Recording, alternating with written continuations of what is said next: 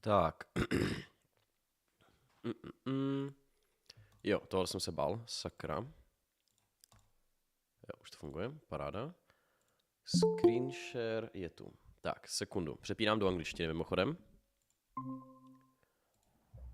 Hello. Can you hear me? Oh, shoot. We have an issue. Wait a second. Microphone. Okay, that's not my fault. Hello.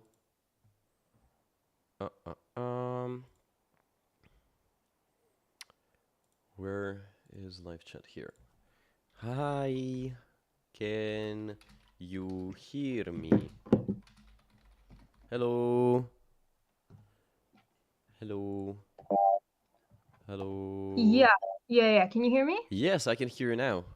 Yay. Okay. Awesome. Turn on my camera. Yay. Can I give me a second so I can just adjust the camera and everyone can see you? Okay. Perfect. I will just close this. Make this here. I'm sorry, I cannot turn on my camera, if that's fine. Yeah, that's fine. But yeah, that's cool. Everyone else can see you, if that's okay. Okay. Yeah, that's fine. Also, there is a super cool feature with Google Meets, and that is it automatically generates subtitles for my viewers who don't know English quite well. Nice. So that's amazing.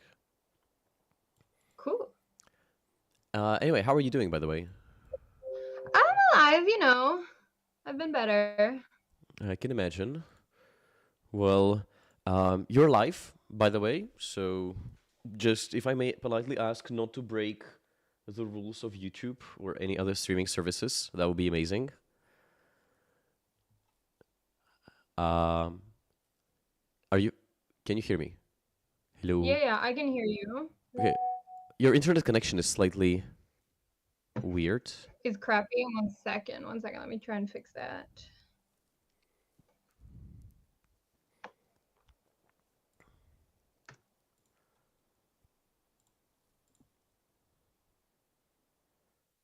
This might be better.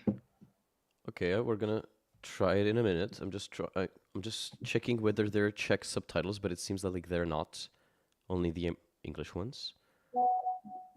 And also, I can hear some sound in the background, like it's a Facebook sound or something like that.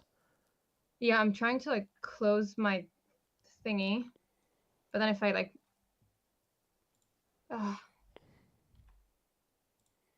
I'm so great with technology. I'm gonna close all the tabs. Isn't Israel like a startup country basically with all the tech? Yeah, I'm also this is what I do. I do computer stuff for work, so I don't know why I'm struggling.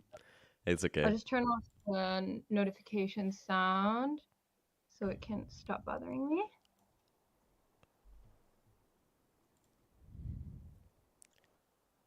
Okay. That should be better. By the way, I'm going to... Fuck. I will be coughing, if you don't mind. No, go ahead. You do that. I'm sorry. I'm just sick, but I thought that it should not be a reason not to have this call. So just my apologies in advance for interrupting your speech with a few coughs. You're all good. Okay, last thing before I started the recording, if I might.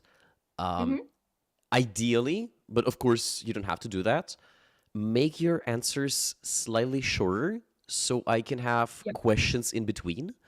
And the reason for that is it just keeps viewer interaction higher when you don't have like a long monologue and then I ask a question. So we can have like, ping pong then forward. I think I have enough ideas what to ask you about, so we don't have to struggle. Okay. I'm just going to ask my chat if everyone is hearing everything, if there are no problem with sounds, if Avital is loud enough. I'm just waiting for the response. Everyone's saying everything's fine. Okay, perfect. Okay, cool. So I'm going to start the recording, and I'm just going to ask you for everything else. So, cool. Thank you very much for coming for my stream. Can I ask you to introduce yourself to my audience? Yeah. So hi to everyone. My name is Avital. I'm 21. I live in Israel. I live up north in a small city called Nesher, but right now I'm in Jerusalem. I'm staying with my parents for the time being. Okay, and from what I know, if I may ask, you were both a debater, so we actually debated against each other at a world championship, and also you are former member of IDF, right? So you were serving in the military. Yeah. So in debate terms, I was on the national Israeli team. And now I coach the national Israeli team. I do a lot of stuff around debate education in Israel. And when I was, after my last year on the team, when I finished high school, I was drafted into the IDF. And I was a part of one of the military radio stations, which is a bit of an untraditional service, but I basically worked at a radio station that broadcasts to civilians, and I did digital media and show production, and I did that for 3 years almost. Okay, I already have a few responses in my chat saying that you're way too smart for this YouTube channel, so I'm just super happy about it.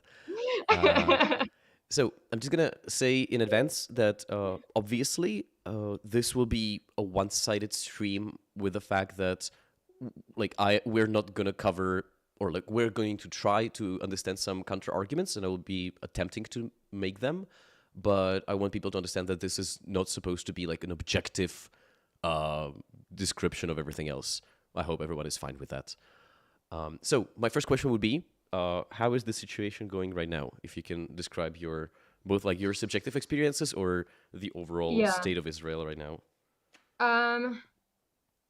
It's honestly a little bit difficult to describe. Like, I'm a person who works with words, and that's all I do. And I think that the whole situation has just like left me completely lost for words. I think the thing that I've been saying the most, like, this is just unbelievable. This is unbelievable. And I think it took me maybe 2 days to really understand the gravity of the whole situation, because I see Israel as a very, very safe place. Like, I know that might be a bit funny to people from the outside, but I feel extremely safe here. And so all of a sudden to hear, all of these reports of like, people being like murdered brutally inside our own country, was kidnapped, and just it was completely wild. I'm just going to ask the question immediately, if I can. How did that even happen? Or like, how is it possible that all of this was allowed? Where was the systemic issue? We don't know. And that's, I think, one of the things that's kind of driving Israelis crazy. And the response that we've been getting from all of the responsible bodies, like all the government, the military and stuff like that, is we will investigate when the war is done. which I think they will, at least to some extent, but it means that for now we don't have any answers. I don't know how this happened. I don't know how this Okay. could have happened. I've Um, I actually had a conspiracy about this, or like a yeah. theory about it, and I don't know if to what extent is it relevant. And I feel like that might be an issue with Bibi, the Netanyahu. So we all know, and I hope that's not something you could be persecuted for me saying on a stream, being his corruption scandals and putting his friends into position of power. And all of this nepotism necessarily leads to people being irresponsible or people just doing their job well. Can this be one of the causes? I'm sure it's part of the cause. I think it's likely to be a bit more complicated Of than course. that. I think part of it is the fact that we haven't had some very big war in many, many years and people just kind of got too relaxed. But a lot of it obviously has to do with funding to the army with the level that the army is being held to. And a lot of it has to do with the corruption that we're seeing in our government. I don't like Bibi. I've never voted for him. I would very, very much like to see him out of office. And I'm sure that he is part of the problem, maybe a big part of the problem, but not all of it. Of course. And when you said an issue with funding, one of the things that, because I was recently at the Palestinian demonstration that we had in Prague, and almost every single person I talked to talked about the fact that Israel is overfunded by the US, the EU, etc. And they said there is no reason to support them right now because they can handle their security either way. So, how is it actually from your perspective? Well, I mean, obviously, we can't handle it. Like what happened 2 weeks ago, I think is a very, very clear reminder that we need to continue heavily investing in our military because we are surrounded by enemy countries. Um, I think yes, we are heavily funded by the world. So is UNRWA. So is Gaza. Like a lot of countries in the Middle East and a lot of countries in general are funded by other countries. I don't think this is a particular I don't think this is a specific issue for Israel. Mm-hmm. Um, and even if it is, I think that funding that goes to protecting people from terrorism is better than funding going to terrorists. So I Oh, would yeah. say that like continued support from the rest of the world is probably the best thing right now. But in terms of what happened internally in Israel, it's just a question of allocation of resources, like how much money went to where. Of Um, course. One of my chatters said that, or like corrected me with the fact that EU is currently funding Palestine. Like they're funding both sides, from what I know. Uh, when you said that a lot of money, it's better to give this money to the Israeli than to the terrorists, are you saying that a lot of this international funding to Palestine is going to Hamas and other organizations, or? 100%. I mean, like just a few days ago, UNRWA posted a tweet that like 38,000 gallons of fuel had been stolen from UNRWA like facilities inside Gaza by Hamas militants. And I think like even if you just think about this logically, right? If you're funneling money into a place that's run by a recognized terrorist organization, they're the people who are running all of the ministries, all of the governing bodies.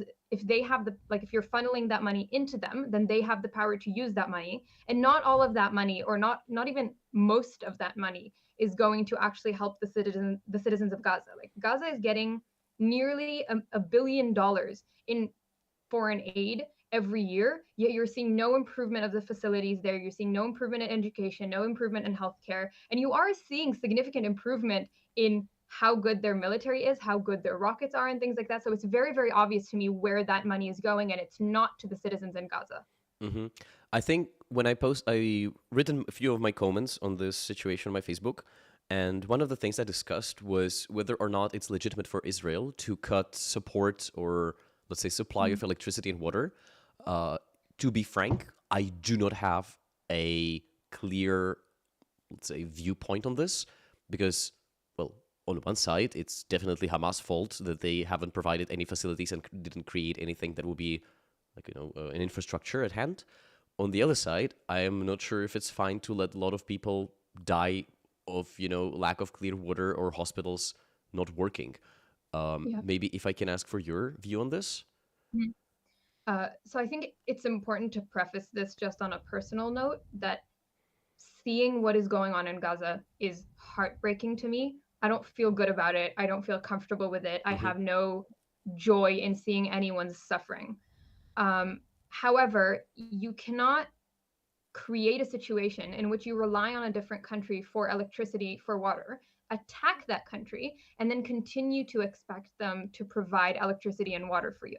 Mm-hmm. So, like, Hamas very one-sidedly conducted this attack, knowing full well that it would mean that we would cut off water and fuel.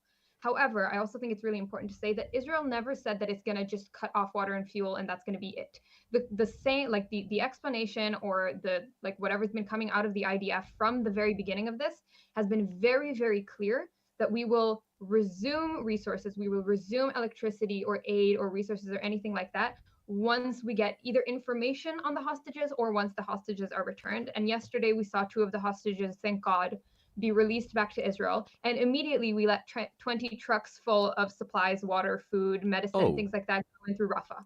Okay, I didn't know that. That's quite an important information.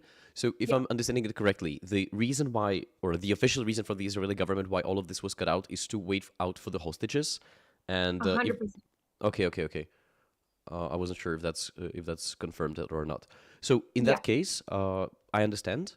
And now I might be just asking you a few things with regards to what is about to happen, or what are a few things there. And then I also might have a few questions about Israeli politics in general.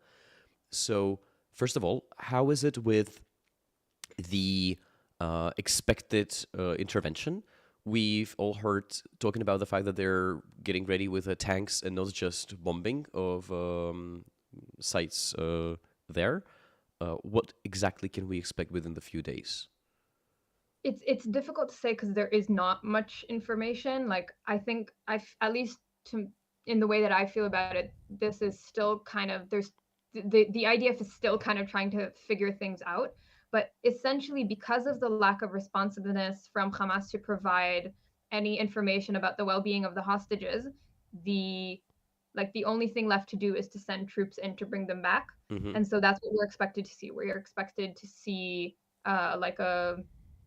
just soldiers going into Gaza with the very clear and like very explicit mission of bringing back the hostages. So I think that's about as much as I can say about it because I don't know what's going to happen. Okay, that makes sense. So one of the things that a lot of people were quite scared about, including myself, was a theory that Israel would, carpet bomb the whole area. It's obviously not happening right now. So what exactly is the military strategy, let's say? And of course, you do not know everything, and but like from a broader perspective. Yeah, so from the broader perspective, the military mission is twofold. Number one is to bring back as many hostages alive or as many bodies of hostages back to Israel as we possibly can. And secondly is to weaken Hamas and possibly Hezbollah as well if they're gonna like enter the war, weaken those kind of like terrorist groups as much as possible.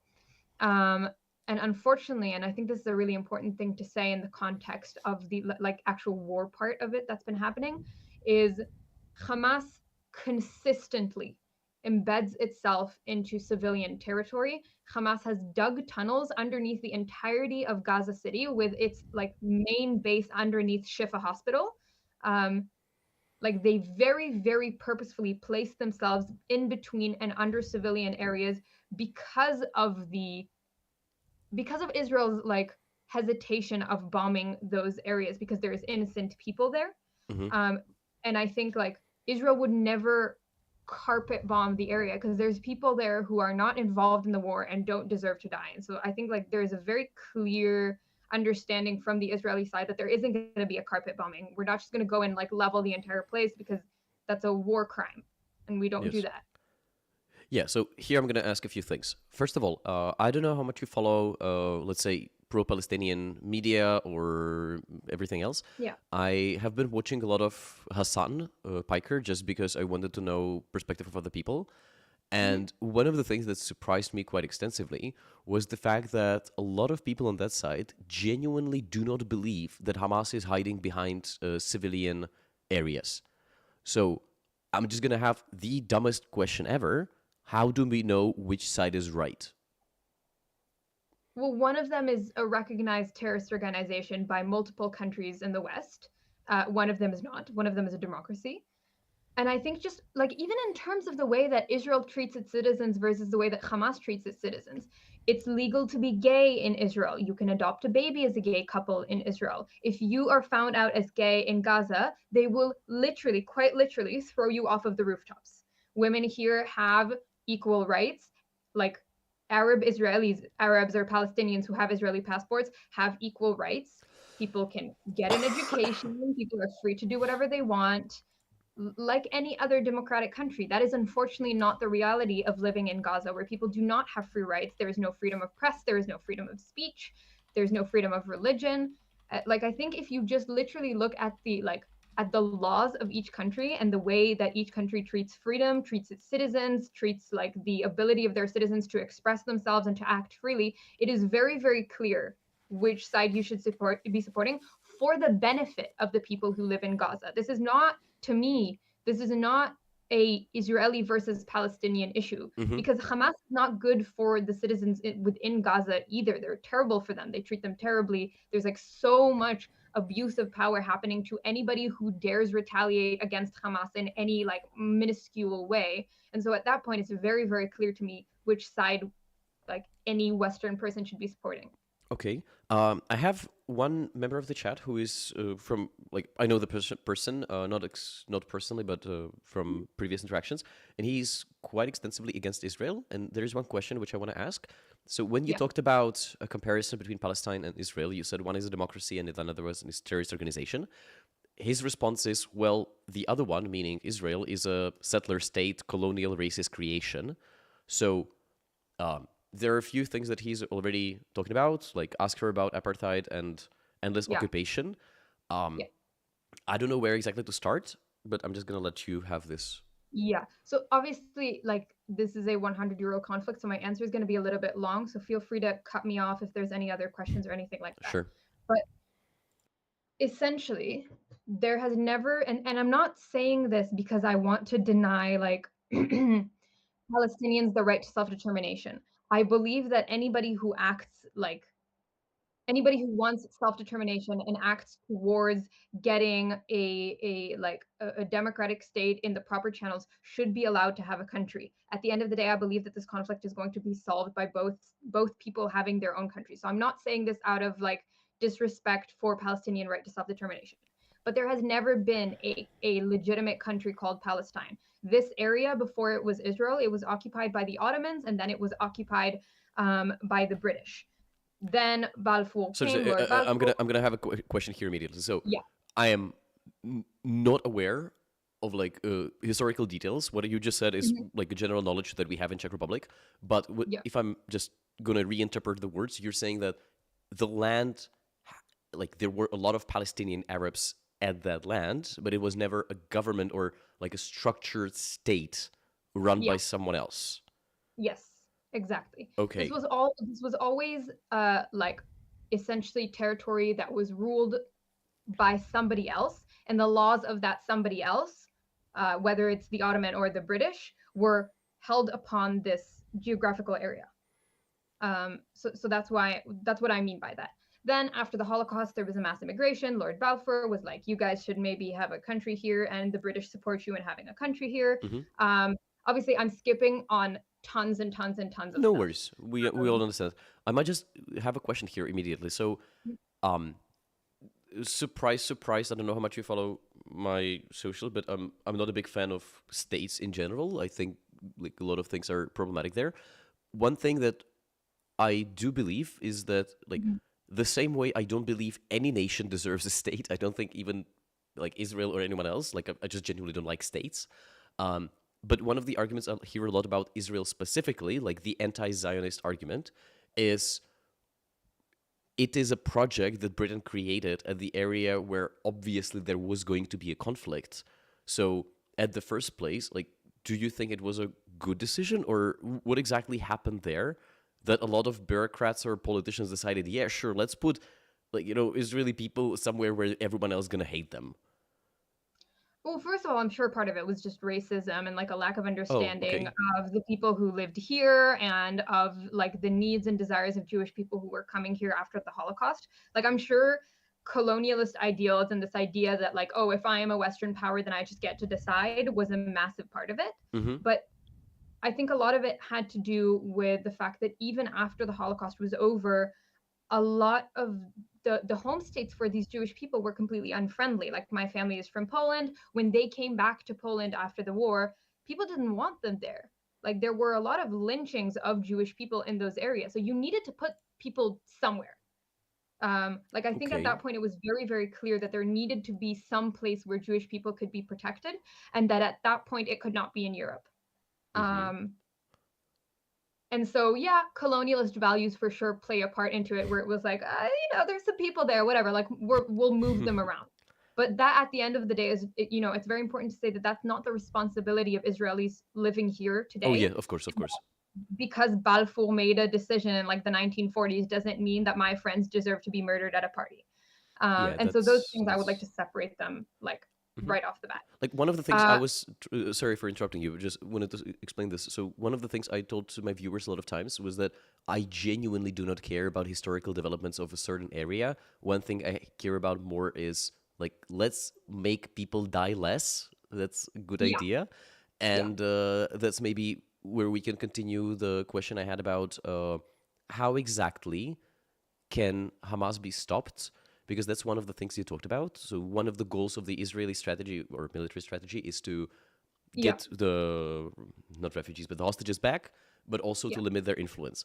I genuinely do not know what Hmm. can work at this point because any Yeah. kind of intervention and pictures of people dying, etc., makes their support even more.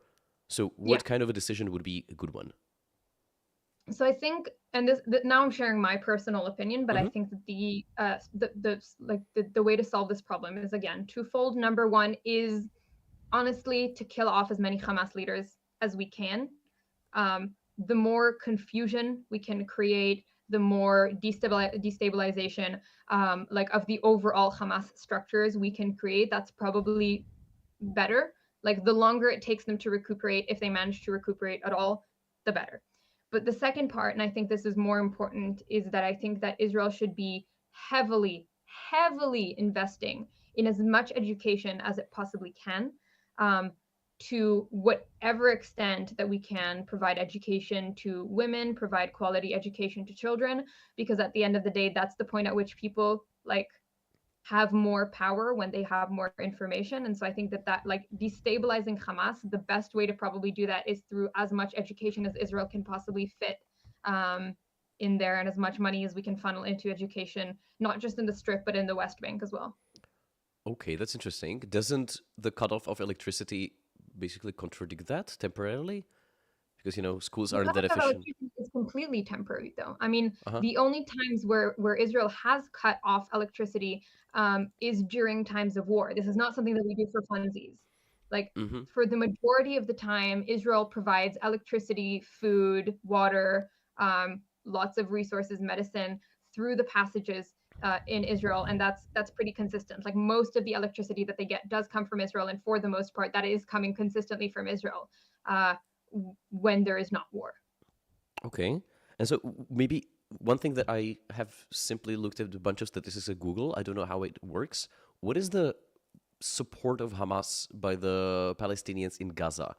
Is it actually over 50%, or is it the same with Putin as we have literally no idea how it I works? would say so. I think it's really, really difficult to know. It's a like if you retaliate, you will be met with a lot of violence as well as a lot of like social prosecution. And so I don't think we really have any idea of how many people within Gaza actually support Hamas.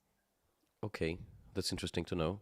Because this is one of the arguments that a lot of European countries are currently talking about. So we should not open borders to Palestinian refugees because, number one, racism, they're not white. And the second argument is a lot of them support Hamas. I genuinely do not know how it works.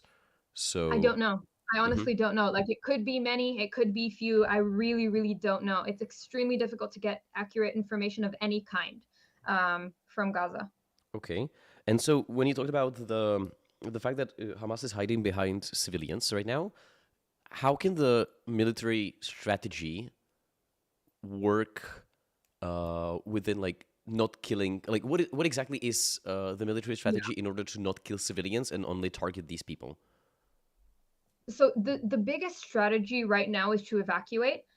Most of Hamas is placed within Gaza City, and the direction right now is to ask for as many people within Gaza City to move down south, like south of Okay. Wadi Joz to the other places, to like places more down south, and then be able to like hit Hamas tunnels and things like that with a lot less collateral damage and a lot less lives lost. The unfortunate fact is that Hamas is actively blocking a lot of those people, like Mm-hmm. literally putting trucks on the road and not letting people leave. Um, Again, like this was a UN statement, but the original statement was that Israel would give 24 hours before they started heavily bombing Gaza City.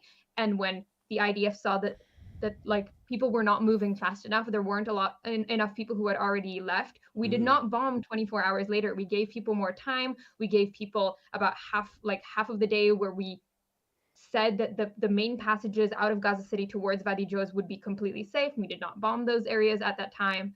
Like literally, the IDF was dropping leaflets like from the sky, from planes, with information on where and when people should go in order to be safe, because you don't know what kind of access to phones people have there at that time. And there's been a very, very significant attempt from the IDF to get people to safety as much as possible, as they've done within Israel. Like there's 500,000 people in Israel who have been displaced since the beginning of this war, but we don't call it genocide. We just Mm-hmm. move people to where they're safe. Yeah. Uh, I have a few questions from the chat already on Yeah, whatever you just said, or not whatever you just said, but what you just said. Sorry. yeah. Go ahead. The first question is, ask her why Israel bombed the civilian convoy that fled the south, and ask her why Israel keeps bombing UN facilities. Like, I'm just gonna let you handle Yeah. this. Yeah, okay. So two things. Number one, regarding specifically the convoys, the current statement from the IDF is that they did not bomb the convoys. Like I don't know whether or not this is true. That is the current statement. That's the information that I have. Regarding UN facilities, there is a lot of Hamas terrorists who use these facilities, particularly UNRWA schools, as places to hide weapons, as places to like convene and things like that. And that's why we've been bombing a lot of UN facilities, because there's a lot of Hamas terrorists there. Mm-hmm.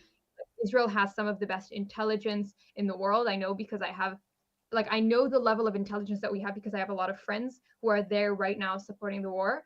Like, I'm just gonna trying to have gather I'm just gonna have a quick note for a few people who are not that well with English. Avital is yeah. not saying that Israel and Jews are intelligent, as in like smarter. It's like intelligence, as in it has two meanings in English. Just for clarification, I can imagine a few people Okay, being yeah. already questioning what you're talking about. Anyway, sorry, continue. Um, and so we're not just bombing randomly. There is always information that leads to bombing of places. This has also been like the very, very clearly spoken out from IDF spokespeople, and a lot of people in charge, is that we're basing the attacks on information that we have, not just like bombing random places. Okay. Okay. Thank you very much for that. I have a few more things to ask about the upcoming intervention, if I may. So, Mhm. one of the things that IDF said is because of the flooding or heavy rain, they postponed it. Do you know what exactly and when exactly can it be? Not exactly, but when or what would happen? So, is it military on the ground and or troops on the ground and maybe some striking at the central area, and nothing will happen to the south where a lot of people migrated? Or because my fear That seems likely. I don't know, but that seems like Because my fear is that once IDF asked people to move south, Hamas will do the same in order to hide with them. So then we're yeah, at the I'm sure same. they will to some extent. And again, I think this is an example of the IDF being willing to accept some Hamas terrorists getting away with the moving population if Hmm. it means less harm to civilians.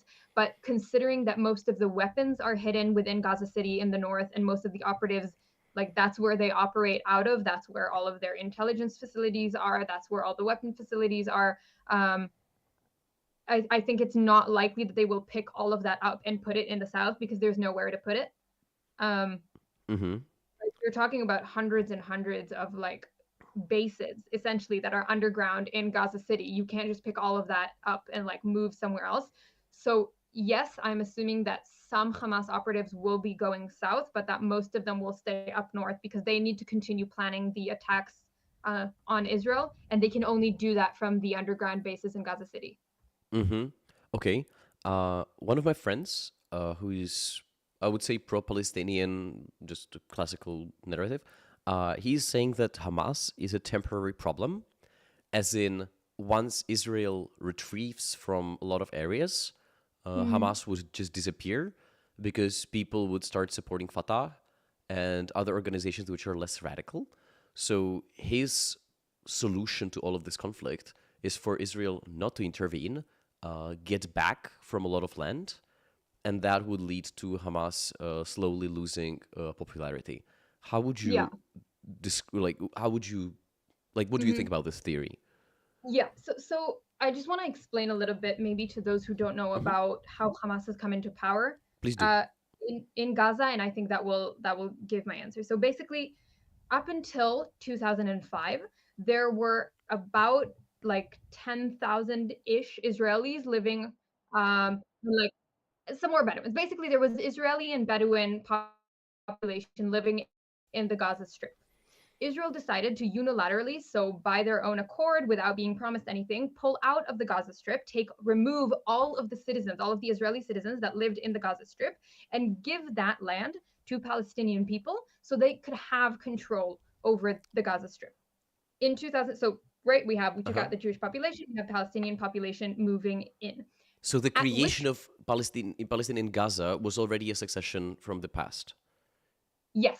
Okay. And at which point, right, in 2005, when we pulled out, Gaza stopped being a part of Israel. Gaza is no longer a part of Israel. The people living within Gaza do not have Israeli passports. They're not Israeli citizens. They are essentially part of another, not exactly a country, but another ruling body. We have a border with them, every country has a border with countries that are outside of it. Gaza is not a part of Israel.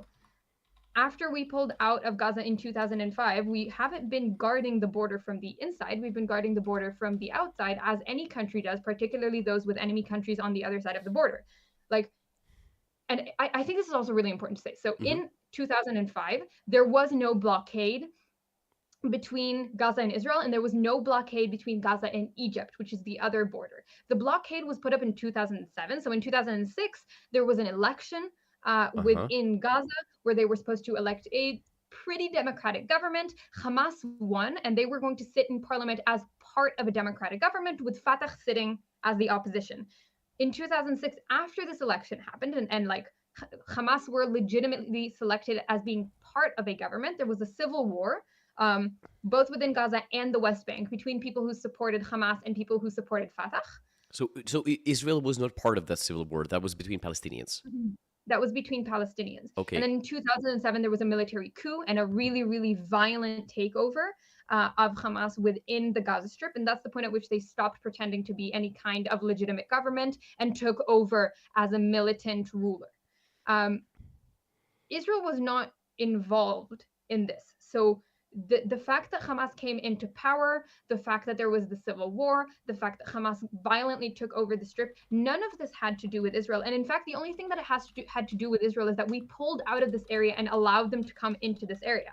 And only in 2007, after a violent military coup in that area, did both Israel and Egypt put up a blockade, because any country that has a terrorist organization on its borders would put up a blockade. But you don't hear anybody criticizing Egypt for having a blockade, for protecting its borders, for checking who comes in and comes out. And so I think, like, Israel already pulled out of the Gaza Strip. We already gave them their own land to control. And like, this is what happened. And I think particularly after the attacks of October 7th, the suggestion that Israel would just like let them loose, or like stop protecting its borders is a bit of a ridiculous like ask for Israel, because when you allow, like, when people come in unchecked to the border, what happens is that they like rape and murder and abduct people. Mm-hmm. And so I while I think that there are like that things need to change, and that I don't take joy in the situation in Gaza, I genuinely think that when it comes to Gaza, Hamas are the responsible ones, and Israel is not going to help anything by like giving them more land Okay. or pulling out or whatever. I'm going to make a counter argument based on what I read in the chat. However, it's not sourced because unfortunately YouTube comments don't allow sources. So I'm just going to make a Yeah, yeah. claim and you deal with it wherever you want. One of my viewers is saying that's not true. Israel conducted a coup against Hamas and they were part of that. She's simply wrong. Israel wanted to overthrow Hamas' legitimate elected government with the help of the US. The Hamas literally copied Sinn Féin, said that the political struggle is a part of their military struggle, blah, blah, blah. So you're saying they were not part of it. One of my viewers is just saying yes. I tend to believe you because I can see you and I know you. But how exactly can, let's say, I'm just not sure what they're referring to, like honestly. okay, I can make a double check on my second Yeah, so computer. if they wanna like share a source or expand a little bit on that, I'm happy to try and answer. But with the information that I've been given, I'm not sure what Of I can course, say to that. of course. So maybe I'm gonna have a different question to this, Yeah, and we can yeah, come back to the 2006 no later. How can a person like me, who is just a neutral observer from a European country, get their sources right and make sure they don't get under the misinformation campaign? Because, for example, I don't know how much you follow Twitter, but yeah. everything about the hospital bombing was just a shit show. Everyone was sharing random pictures, videos, nothing was verified. And I was just looking at it and saying, okay, my life is amazing, I guess. Yeah. I like it is genuinely very difficult to get objective information on this topic. There are like I think the Free Press, Geolocator on Twitter, they do a pretty good job of verifying things. So there are definitely like news outlets that are trying to, I don't know, present a more accurate depiction of what's happening here. But to be honest, for most people in Europe, I think the best option is to read news sources that are supportive of both sides and like know that the truth is somewhere in the middle.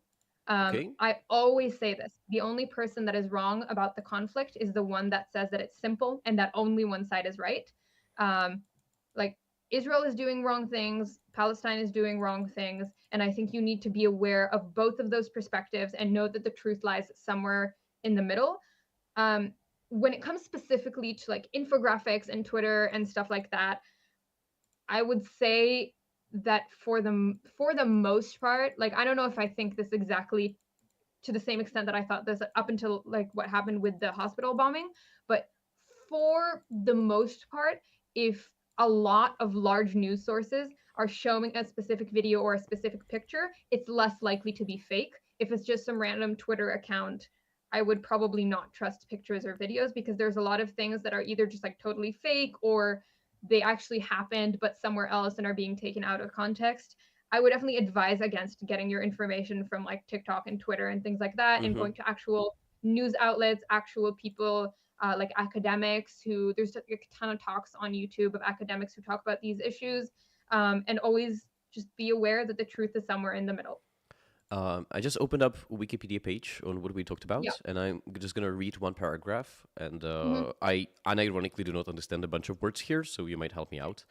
According to the IISS, the June 2007 escalation was triggered by Hamas' conviction that the PA's presidential guard, loyal to Mahmoud Abbas. So Yeah. the first question I'm gonna have: who is Mahmoud Abbas? And Palestinian Authority. Mahmoud Abbas is the president of the Palestinian Authority. Fatah is the political wing of the Palestinian Authority. okay, so conviction to the president, loyal to the Abbas, was being positioned to take control of Gaza. The U.S. has helped build up presidential guard to 3,500 men since August 2006. The U.S. committed $59 million training and non-lethal equipment for the presidential guard, and persuaded Arab allies to fund the purchase of these further weapons. Israel too allowed light arms to flow of the members of the presidential guard. So this is the only thing I found on the Yeah. internet with this. Okay. Yeah. So I understand what they mean now. So essentially, I think like the civil war in Palestine or like in the Palestinian territories with in 2006 was kind of a proxy war with the U.S. backing the Fatah powers, and I think like Israel was more involved in the sense that they didn't stop it Mm-hmm. rather than committing any kind of money or weapons or training or anything like that to the Fatah like led powers. I would also say that this is quite an understandable stance to take. Like, if one of these groups is a militant group that is preaching for the death of all Israelis, and one of them is, at least to some extent, looking to like create a legitimate governing body for Palestinian people, like to create some kind of body that we can have peace talks with, it's pretty obvious who Israel would be like in support of. That sounds like unironically a reasonable stand to me because we do the same with Ukraine. So we support Zelensky, and Exactly. I don't see a reason why not to do it here. Um, Yeah. so coming back to 2006 or 2007, so you're saying they pulled back and it didn't work, Yeah. obviously. So that would be your response to the idea that Israel giving up more territory wouldn't solve Hamas situation. Yeah. Like, you're just gonna get more Hamas, Okay. which is again not good for Israel and not good for Palestinians within the Gaza Strip. I completely agree with this. Maybe can I ask you for let's start with Palestine and then we can move to Israel. So could you explain us a bit about the political situation when it comes to different parties and figures? So everyone knows Hamas, everyone knows Fatah, and everyone knows Bibi, and that's where Yeah. my broader understanding is limited to. So feel free to give me like a, or everyone else who is listening, the Yeah. crash course. So I'm going to be honest and say that I don't have a ton of knowledge on the internal politics of the Palestinian Authority. Okay. So I will speak a little bit less about that and a little bit more about their relation to Israel and to Hamas. That sounds like But I good. think we stopped at the exact right point, because at the point at which the civil war happened and Hamas took over, essentially there was a de facto split between the West Bank and Gaza. So they're ruled by two completely different parties. So with Gaza being ruled by Hamas and the West Bank being ruled by the Palestinian Authority, Mahmoud Abbas, Fatah, all those people. After the coup, Hamas has never been willing to speak to Israel directly or to Israeli authorities directly, and any negotiations have either happened through the Palestinian Authority, through Egypt, or through Turkey. And Palestinian Authority is is like a group or a political party, or what can I imagine under it? It's essentially like it is the governing body for Palestinians living in the West Bank. Okay, perfect. It's a pretty legitimate governing body. There's a lot of conversation and like shared action between the Palestinian Authority and the Israelis. So Palestinians, I mean, both from Gaza and the West Bank, but let's just talk about the West Bank for now. They can come into Israel to work. They can come into Israel to receive medical treatment. Like, the border is a lot more lax, and there is pretty continued conversation between Israel and the Palestinian Authority on how we can make life at the very least tolerable to some extent. Hamas is not a part of that. It's never been a part of that. I'm going to talk a little bit about the Israeli government now and say some things that might help clarify why things look the way they do. The way that the government works in Israel is it's a coalition government. So we have tons and tons and tons of parties because the population here is extremely diverse. And so basically every part of the population will have a party that at least to some extent represents them. You need 61 seats or more in order to be a coalition, and there is never one party that gets 61 seats, so they have to like join forces.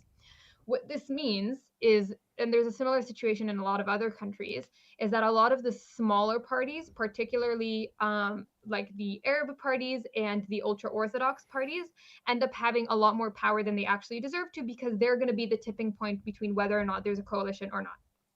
So with Bibi being like power obsessed, in the last, I don't know, 3, 4, 5 billion elections, he's kind of just been coalitioning with whoever will coalition with him. And so we get these very, very weird governments that support things that aren't even supported by the majority of Israelis. Okay. Like, before all of this started, there were massive, massive protests in Israel against the government and against the judicial reform that they were trying to do. Like, I don't know if this is just my proximity bias, but the sense overall is that people do not like the government. Yeah, I've heard that there were a lot of corruption scandals surrounding both Bibi and his son and other members of the government. I do not know anything more about it. I just know that people and media tend to disagree with him. I don't know about his son. His son's just like a weirdo, and somebody should take away his Twitter. He's just like an overactive Twitter troll, but I don't think he's being accused of anything. Bibi is has been like indicted with several lawsuits to do with corruption. Okay. They're all kind of ongoing, so there isn't definitive proof or anything. But I think within like the fact that he was hit with like 5 different lawsuits, it's pretty obvious to say that even if he's not going to get indicted of anything, he's a pretty corrupt person. Okay. I think it's quite similar to, or like there is a parallel to Eastern European countries who face the same issue. So a lot of political leaders are accused of gazillion different things, yet they're not found guilty because it takes a while. And okay. Yeah. And so you wanted to talk about the connection to Palestine about this. Yeah, I mean, as I said, there is like ongoing conversation between the Palestinian Authority and the Israeli authorities. Honestly, like maybe 4-ish years ago, Bibi was doing quite well in terms of conversation. In the last 4 years, it's maybe been less, but it kind of like goes in waves of having kind of not peace talks, but trying to negotiate with the Palestinian Authority, and then not negotiating, and then negotiating. But there is kind of consistent conversation between the two authorities. Okay. And so, okay, so one of the things I talked about a lot with my friends is that while we have a lot of criticism towards Bibi, there are a lot far more nationalist and xenophobic political parties or political leaders within the government. I've seen, and I'm not sure if it was the president or someone else who talked about Palestinians as like an insect or something like that. So Definitely not the president. He's a cutie. yeah, I can imagine. I genuinely do not know. I'm just trying to come Yeah, up. yeah. So how is it with far right or even more radical political parties within Israel? Are they represented? Are they part of the coalition, or is Bibi the most extreme we can get? No, unfortunately, like the sad truth of the matter is that right now there's some pretty extreme people in the government, namely like Smotrich and Ben Gvir, who are both very, very far right wing.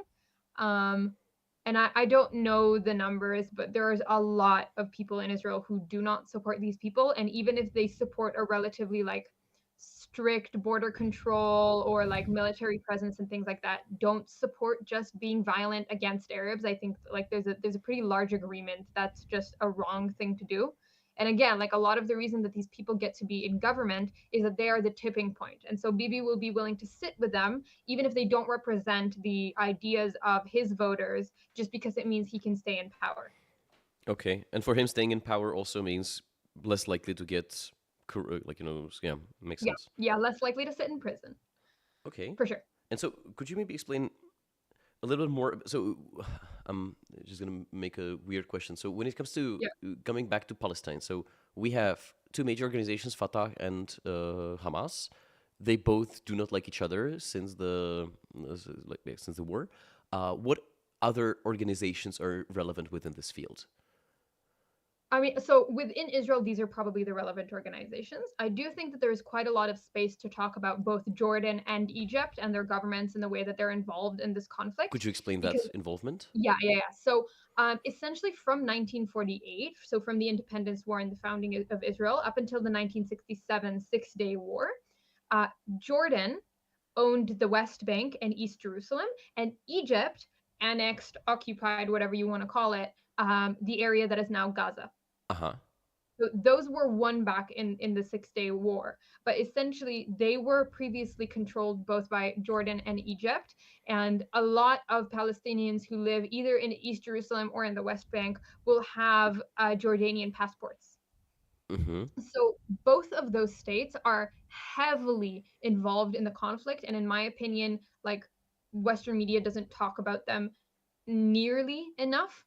Um, there is also entrance to Gaza through Rafah, through Egypt. And I think particularly now there's not enough pressure and there's not enough conversation about the responsibility of both Egypt and Jordan within this conflict. And so I think it's always important to remember that it's not just Israel and Palestine, and there are other bodies that have been responsible or involved in the past. When you talk And about, sorry, when you talk about responsibility, do you mean like historical responsibility or the fact that they can open borders to refugees and help people? I mean, both of those. I mean, Uh-huh. literally, some people like who live there are Jordanian citizens. There are many, many Palestinian refugees, both in Jordan and in Egypt, that are treated really, really badly. So, I mean, both in the way that they treat refugees or Palestinians living within Palestinian territories, but I definitely also mean the way that they're treating this refugee, this like humanitarian crisis now. Um, and like what we've heard from the Egyptian president Sisi is essentially a we should take all of the people within Gaza and put them in like southern Israel in the desert and put a refugee camp there. Or he said a few days ago that they're not going to open Sinai to refugees because there's going to be Hamas operatives within them and they're not going to endanger the people of Egypt. Okay. That's essentially the stance of Egypt right now. Yeah, I wanted to ask about that. So one thing that when I talked about with our Ministry of Defense, I had a conversation with her about accepting refugees. I'm just a big fan of open borders. One thing that she talked about was the fact that it's quite dangerous, and if you look at other countries in the region, they also do not want to accept the Arabs from that place because, yeah, they're scared. So how relevant is that fear? Is it just a political notion that we should hate refugees, or is it actually something that is a legitimate standpoint? I think it's probably a legitimate standpoint to some extent. Again, like Hamas has made it their mission and their modus operandi to embed themselves within civilian, like within civilian neighborhoods, um, and like to take people who are family men who have wives and children as Hamas operatives so that they can move if there is a refugee crisis and things like that. Hmm. I think it's probably a legitimate fear, but considering that Egypt has huge refugee camps for Palestinians already and that it does not allow them to, like, I don't know, get normal jobs within Egypt because they tell them, no, you're refugees, you need to stay in these refugee camps. I think they still have a responsibility to take refugees. No one's saying that they need to take everybody without doing background checks, without checking anything. But I think at that point, and at the point at which many of these people have Jordanian passports, both of those countries have responsibilities to those people and should be taking refugees. Okay, I have so many great questions in my chat that I'm just not even having enough time to write it down. Um, One thing that people a lot asked about here, or one thing that they wanted me to ask you is Oslo. So I know there was some kind of negotiation. Yeah. One person in the chat said that there was a recording of Bibi saying that he purposefully rejected that. And I unironically have no idea what's happened there and what is the relevance towards the current state of politics. So I'm just going to ask, what is Oslo, except for being So a the city? off- I'm sorry, I'm so the off- genuinely like uninformed about the whole situation. yeah, honestly, I don't know a ton about the Oslo Accord, so I'm a bit hesitant to say things that I don't know. Um, Honestly, I think I might skip this question because I feel like I'm Okay, not informed enough to answer it, and I don't that's want to say stuff that's not true. that's fair. That's fair. I can see a lot of people in my chat just arguing about one person saying this happened and the other one said no, you're lying, and now I'm just. Yeah, Ugh. Anyway, so the second question I had was during our conversation about possible long-term solutions when it comes to eliminating Hamas. You said that yeah. you do believe in the right of Palestinians to have their own land, etc. Nice. How Yeah. exactly, do you believe there is a chance for a two-state solution? Because I am way too skeptical of that. Because number one, there is just I cannot imagine a one state of Palestine with one being in the Gaza Strip and then the other one being separated at the other Yeah. side. Also, the political polarization doesn't allow for one government to rule efficiently. So, Yeah. what exactly can happen there? I don't know. I agree with you that it's probably not going to be able to be a split part of land because that doesn't make any sense. Mm-hmm. Israel has been very willing to give land back. So we gave back the Sinai Peninsula, which Yes. is huge, as part of our peace treaty with Egypt. Um, I'm assuming that if there were actual legitimate initiatives to peace, that we would be willing to redistribute land as we have many times in the past. Uh, and yeah, like I think essentially I believe in a two-state solution, and I believe that if there is a legitimate government within Palestinian authorities and actual steps being taken to get international recognition, to have peace talks with Israel, then we would be able to figure it out. But first we need somebody who we can actually talk to. So speaking of other countries that we want to talk to, how do you view involvement of Russia and Iran within the whole conflict? I know that Putin has been on the side of Palestinians because it just makes sense for him politically. I know Yeah. that Iran supports Hamas, and that's Yeah. all. So how exactly does it work? I think it's like pretty much as simple as that. Iran backs Hamas financially. Like them directly as a party, like they don't care about terrorism, etc.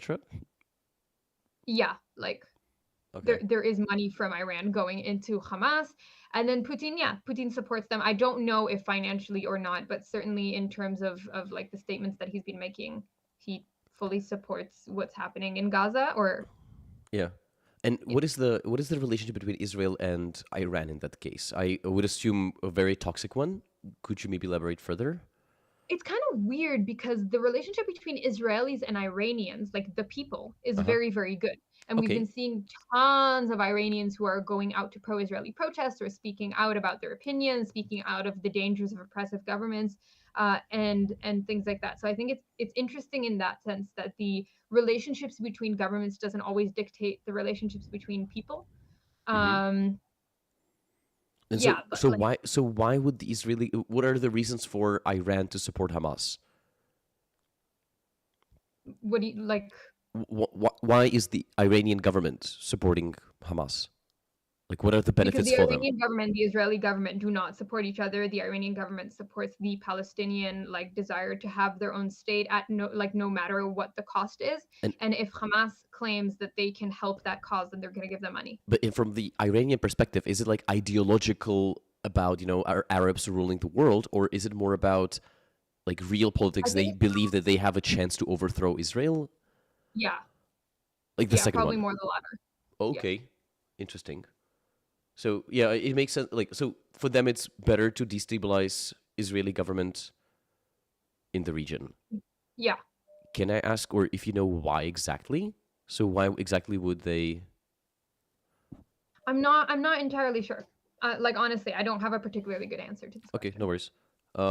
One of the answers in the chat is Iran wants to have some leadership in the Middle East, and fighting Israel gives them credit among Muslim countries. I would assume that would be one of the. Yeah, seems legit.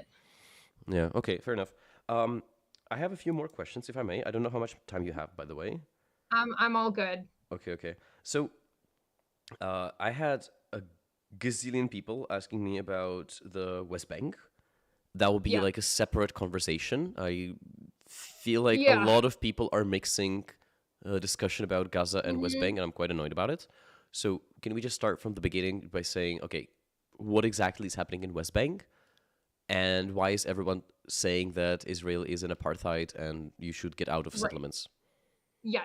Okay. So I think again, it's really, really important to make sure that we are distinguishing between the three major popular, maybe four major populations, which are Hamas or like Gaza, which we just talked about, Palestinian Arabs, Israeli Arabs or like Israeli Palestinians who live within Israeli territories, have Israeli passports, and have equal rights in every way.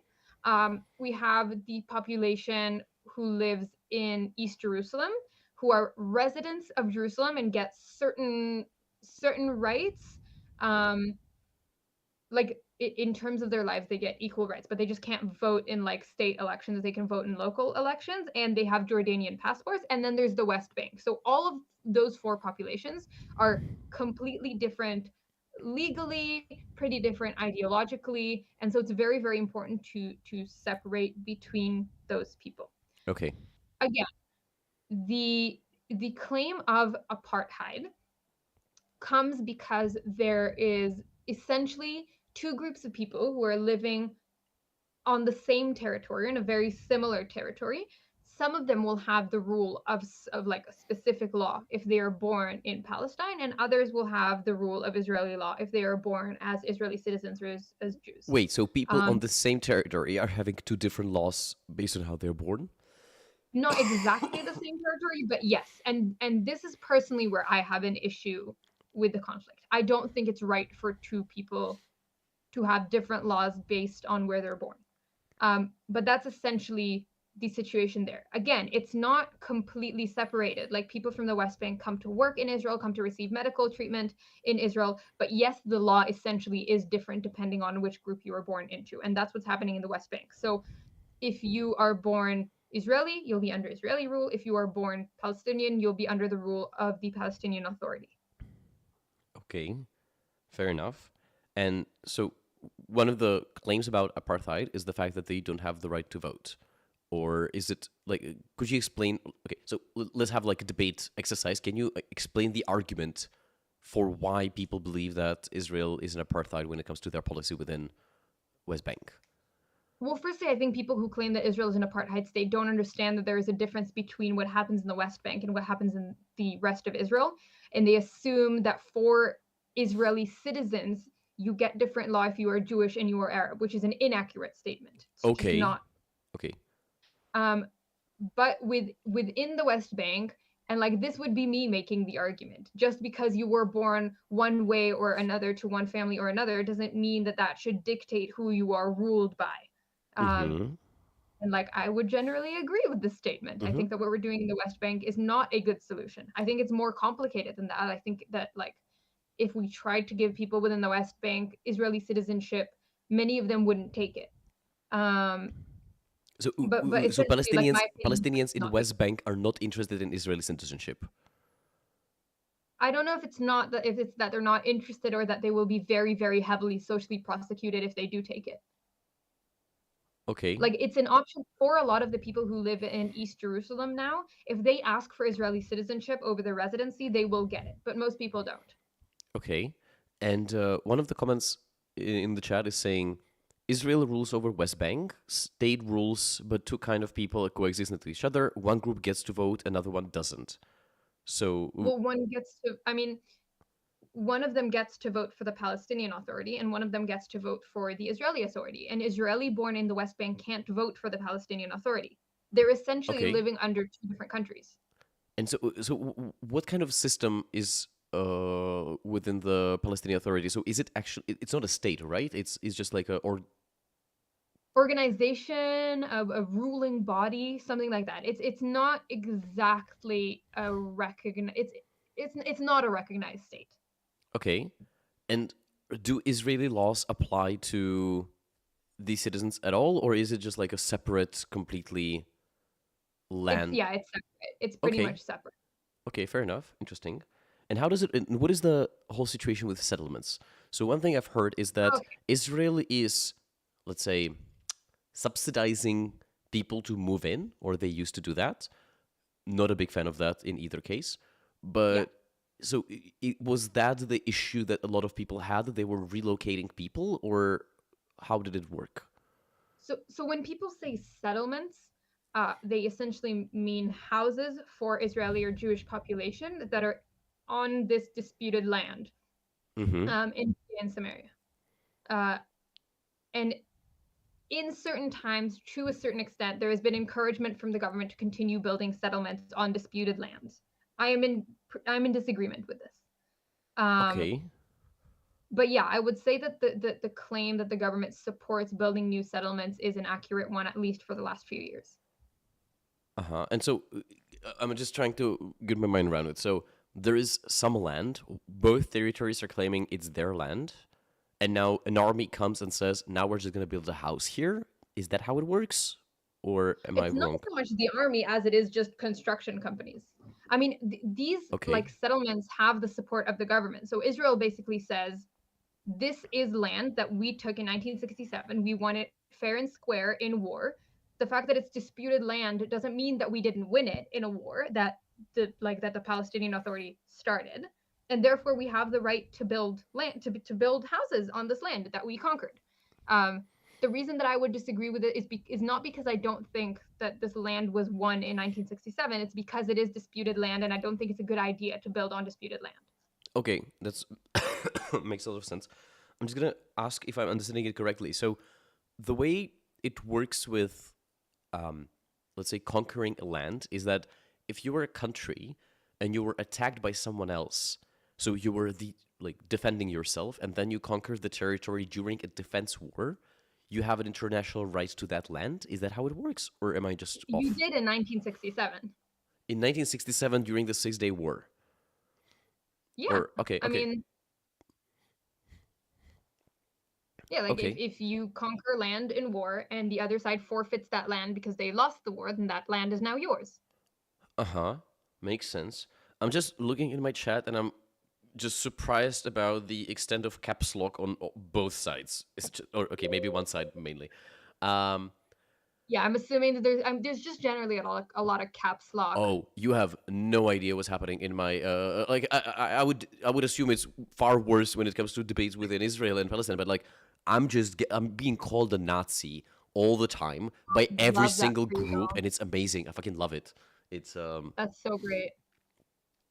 Do you know what is the United Nations Security Council Resolution 242?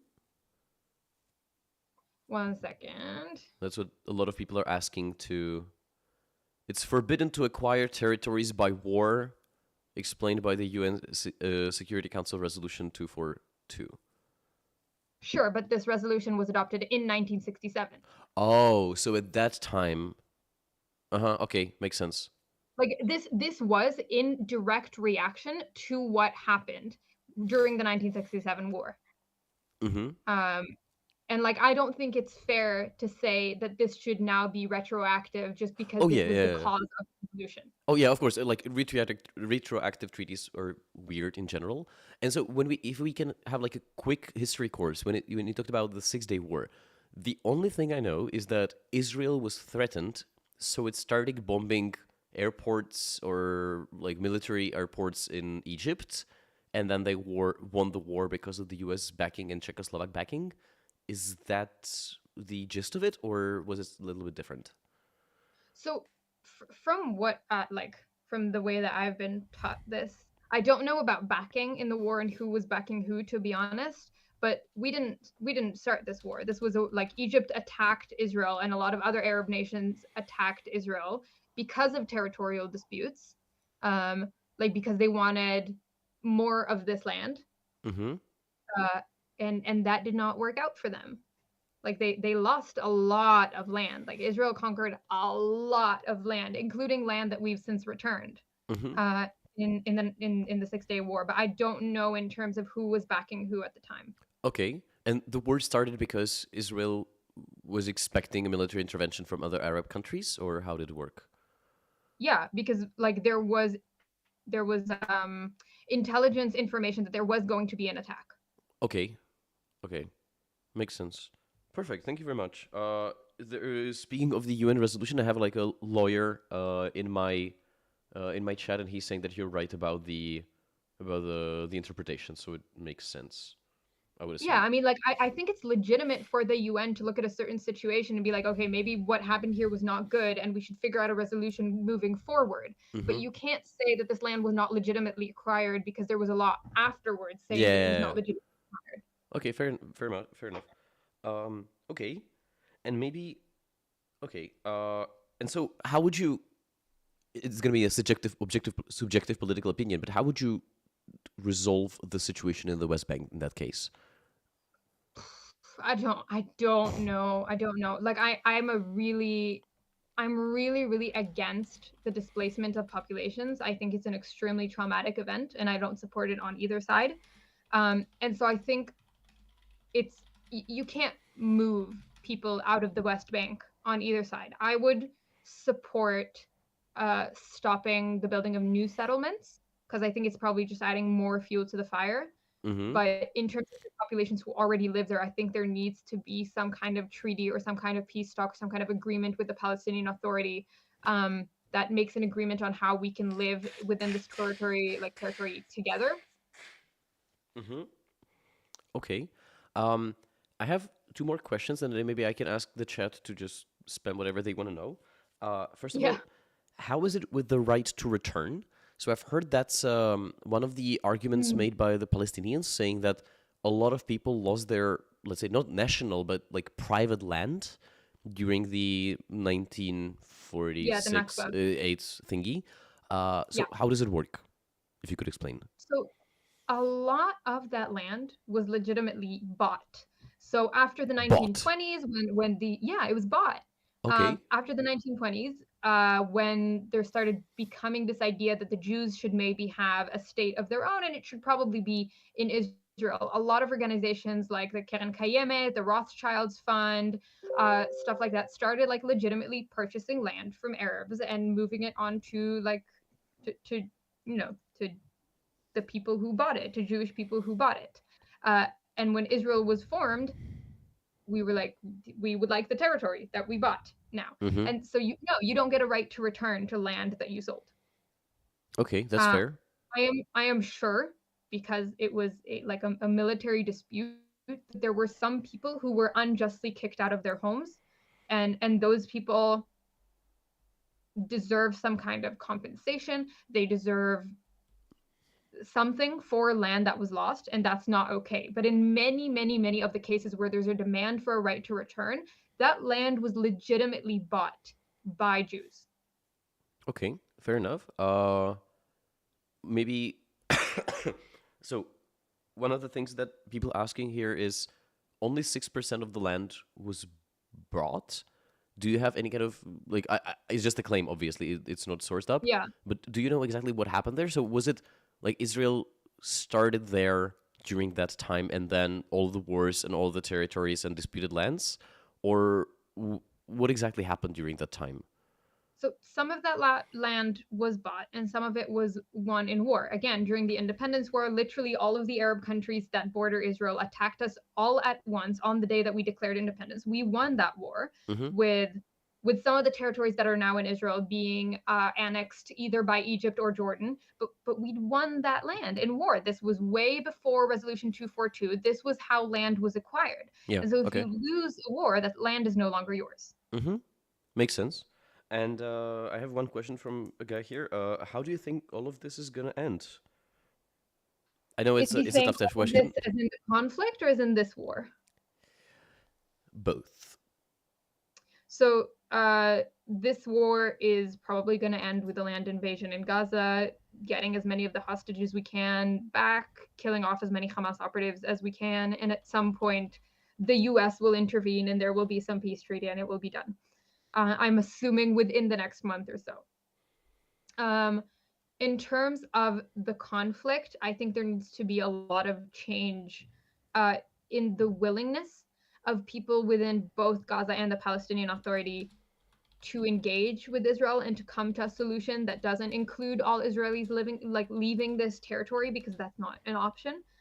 I think we're seeing that change already, like with better education, with access to the internet and stuff like that. I think we're hearing a lot more Palestinian voices who are being a lot more level-headed, who are like, I don't know, willing to have a conversation, willing to hear the other side. And I'm assuming that in the coming generations, we're going to see more and more of that until eventually there will be enough desire on both sides to come to some kind of conclusion or solution that works for both sides. And on a personal level, that's how I see the conflict ending. Okay.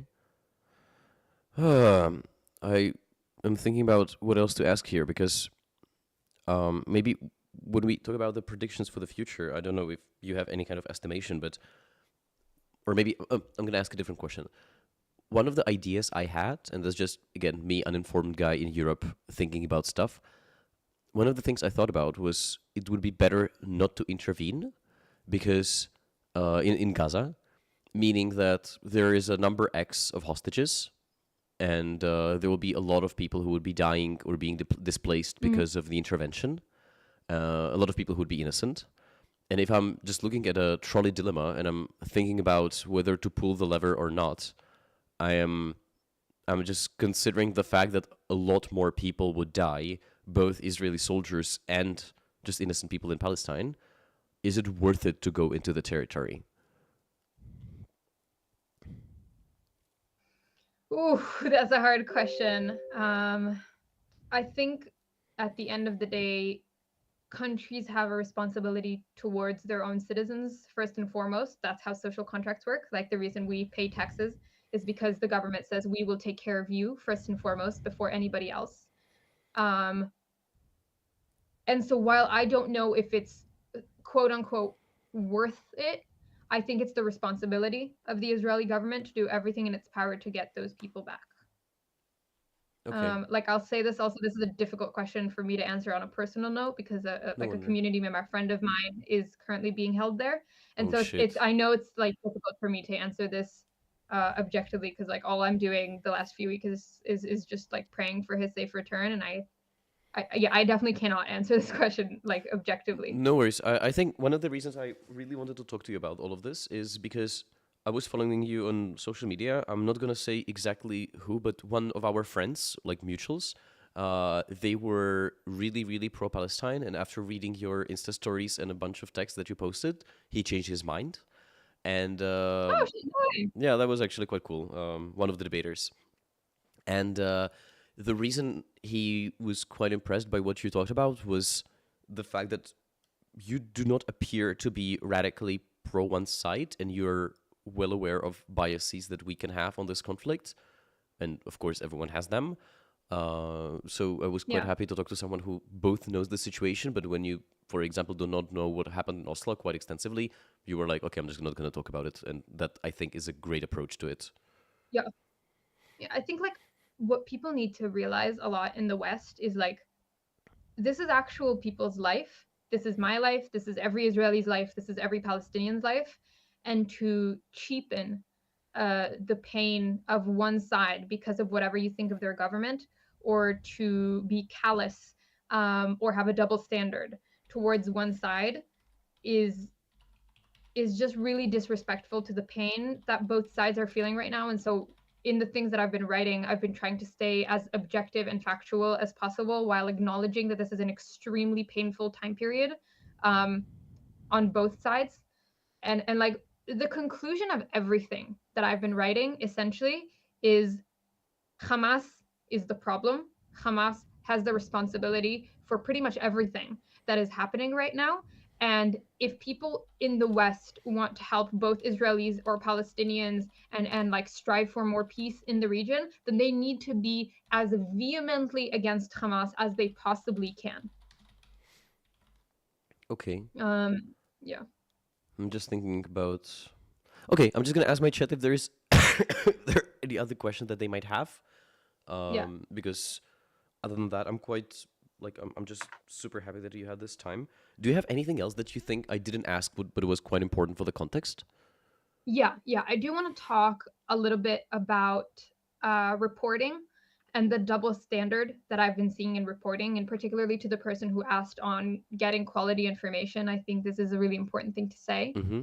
Um, I've been seeing a really, really painful double standard when it comes to the Israeli side and when it comes to the Palestinian side. And what I mean by that is I think people are very, very quick to accept things coming out of Gaza and very, very slow to accept things that are coming out of Israel. And I'll give some examples, but first I just want to say like why I think that this is unreasonable, because obviously not everything that comes out of Israel, not everything that comes out of the IDF should be trusted 100%.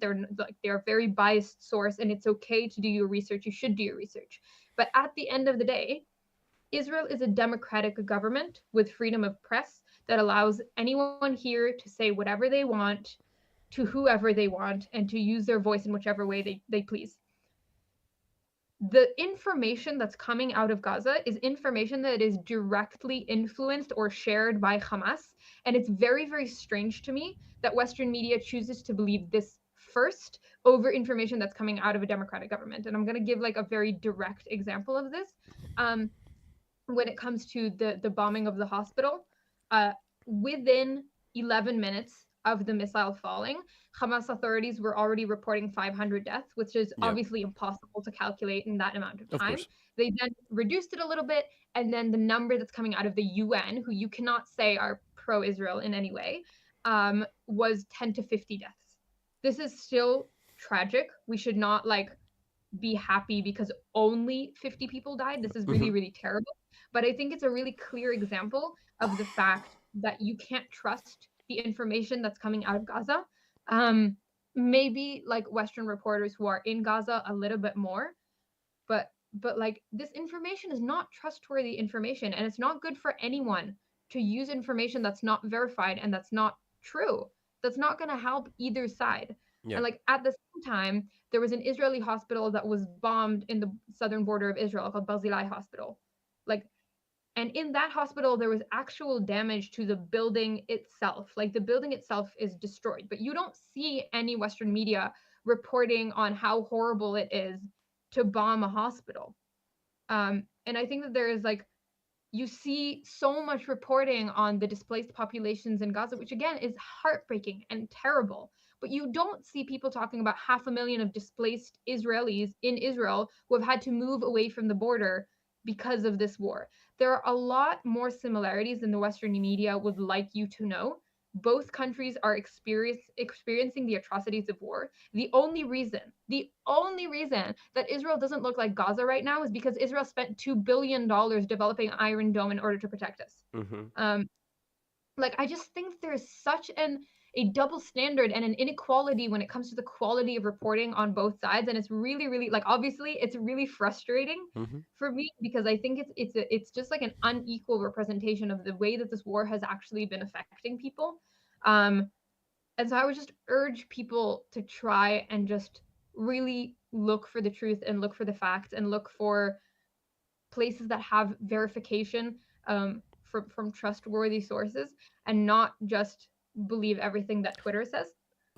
I may have two examples that would be against what you just said. I want to know Yeah, go what you ahead. think about it.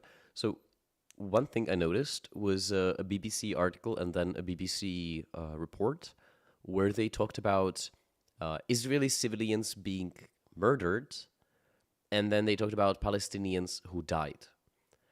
So, like the language, Yeah, yeah, you can see the difference. And I've heard this argument or like this that this narrative has been present in BBC or different media for a yeah, while, and that's one example that I have in mind. And then another one was when I was talking to people about the 40 decapitated babies.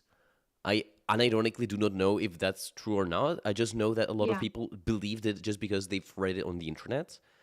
And I yeah, would assume that this, like what you talked about, applies to both sides. So the confirmation yeah, bias people have is just absurd, and it goes all the way across the whole internet. yeah, yeah. So let me actually address both of those because I think they're really, really important, and I actually wanted to bring both of Mm-hmm. those up. Of course. I'm going to say the following statement with like utmost sensitivity and pain towards the experiences of Palestinians in Gaza right now. This is not to diminish their pain. This is not to diminish what's happening in Gaza. There is still a difference between dying in an airstrike by a military, which is aimed at another military. Unfortunately, that military decides to like move itself into civilian neighborhoods, but there's a difference between that to the just extreme, brutal, horrendous violence that we saw in southern Israel in the attack of October 7th. Like, I'm gonna ask you to maybe elaborate on what's the difference there. there is a difference between crossing the border to a country that is not yours, going into people's homes and cutting babies out of the stomachs of pregnant mothers after you shot them in the face and dying in an airstrike. Like, one of those is a legitimate part of war that is within the scopes of like international laws of war. One of those is a war crime according to the Geneva Convention. And I think that like the current number is that about 80% of the bodies of Israelis that died in the attack or murdered in the attack were mutilated after death. There was a very, very clear desire here to be as brutal as possible, to murder as many people as possible. And like, this was not people who very, very tragically lost their lives as part of a military dispute. This was calculated and targeted crimes against civilians, and that's not the same, and it will never be the same. So I'm gonna have both a question and like a counter argument, and want to Mm-hmm. know your response. So one is like obviously airstriking civilians is by all means like a breaking of international laws. But from Yeah, what I understood is that the difference there is one group is killing civilians in order to achieve political impact, so that's the intent, while the other group is intending to kill the political group, and yeah, civilians are simply the, how do I say it? I don't want to say collateral damage because it cheapens the deaths, like the useless, needless deaths of those people. But yeah, there's a difference between people dying as part of a military conflict or as part of a war and targeted attacks at civilians. Okay. Um, I'm just gonna. I know that one of these questions was asked to Hassan during his stream, and he said that. Well, the first thing he said was that he doesn't believe that Hamas uses body shields, which I think is absurd. But the second thing he said that even if they do, he believes that no one in their right mind should shoot at a political opponent when they have human shields. You just withhold fire. How do That's you? a really good point. Mhm. And I think the Israeli attempt has generally, especially since Iron Dome was developed, was to be on the defense.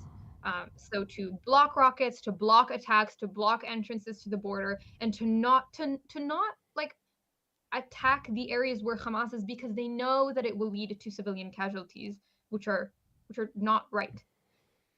But when you have an attack that is the biggest like attack on civilians in Israeli history and one of the biggest single event attacks on Jewish people in the history of like the last 3,000 years, it's not reasonable to expect Israel to be on the defense and to not do anything. And the fact that Palestinians within Gaza have to suffer this cost is an absolute tragedy. That that's not the responsibility of Israel, it's the responsibility of Hamas. In Israel, military bases are placed far away from cities, far away from civilian areas, because if they are attacked as part of the war, it means that there will be less civilian casualties. Hamas consistently make the opposite choice and like use their population as human shields. Um, there, I think Israel has made a lot of attempts to not hurt population within Gaza, but there comes a certain point at unprecedented attacks like this, and when you take 200 hostages, where it's not a reasonable request for Israel to just do nothing. Mm-hmm. And it's an absolute tragedy Mm-hmm. that Palestinians have to suffer because of this. But I don't think it's like in any way reasonable to tell Israel to just like, oh, okay, so like do nothing. Yeah, I'm gonna mansplain you to my chat because apparently some people don't understand what you're saying. Yeah, So yeah, go ahead. so people are saying that what she's describing is still breaking the international law, and that's not what she's saying. Like the point is that if you bomb a facility where you believe a terrorist organization or a group you're fighting against is hiding, and civilians die because of that bombing, that's different to just killing civilians because you see them there. Like there Yeah, is a massive intent difference. Obviously, it's not consequentially different when it comes to like just number of people dying, and that's one of my like reasons why I'm super skeptical about going or sending troops into Gaza because like I'm just not sure if less people are going to die after it. yeah. But that's like a long term discussion. But Yeah, but there's also been an attempt to evacuate people from those areas so that they don't get hurt. The people in southern Israel did not get an evacuation request. They were preyed upon oh yeah, of when course. they were still sleeping. Like it is not it's not the same. Civilians in Gaza are not targets. The civilians in Israel were absolutely targets. Mm-hmm. Yeah.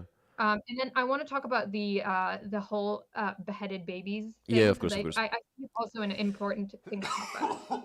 Um, I don't know if there were beheaded babies or not. This claim came out from like an eyewitness from Zaka, which is the organization that essentially deals with like getting the bodies of the people who were killed in the October 7th attack. They go and they get the bodies back. Um, so that came from an eyewitness account.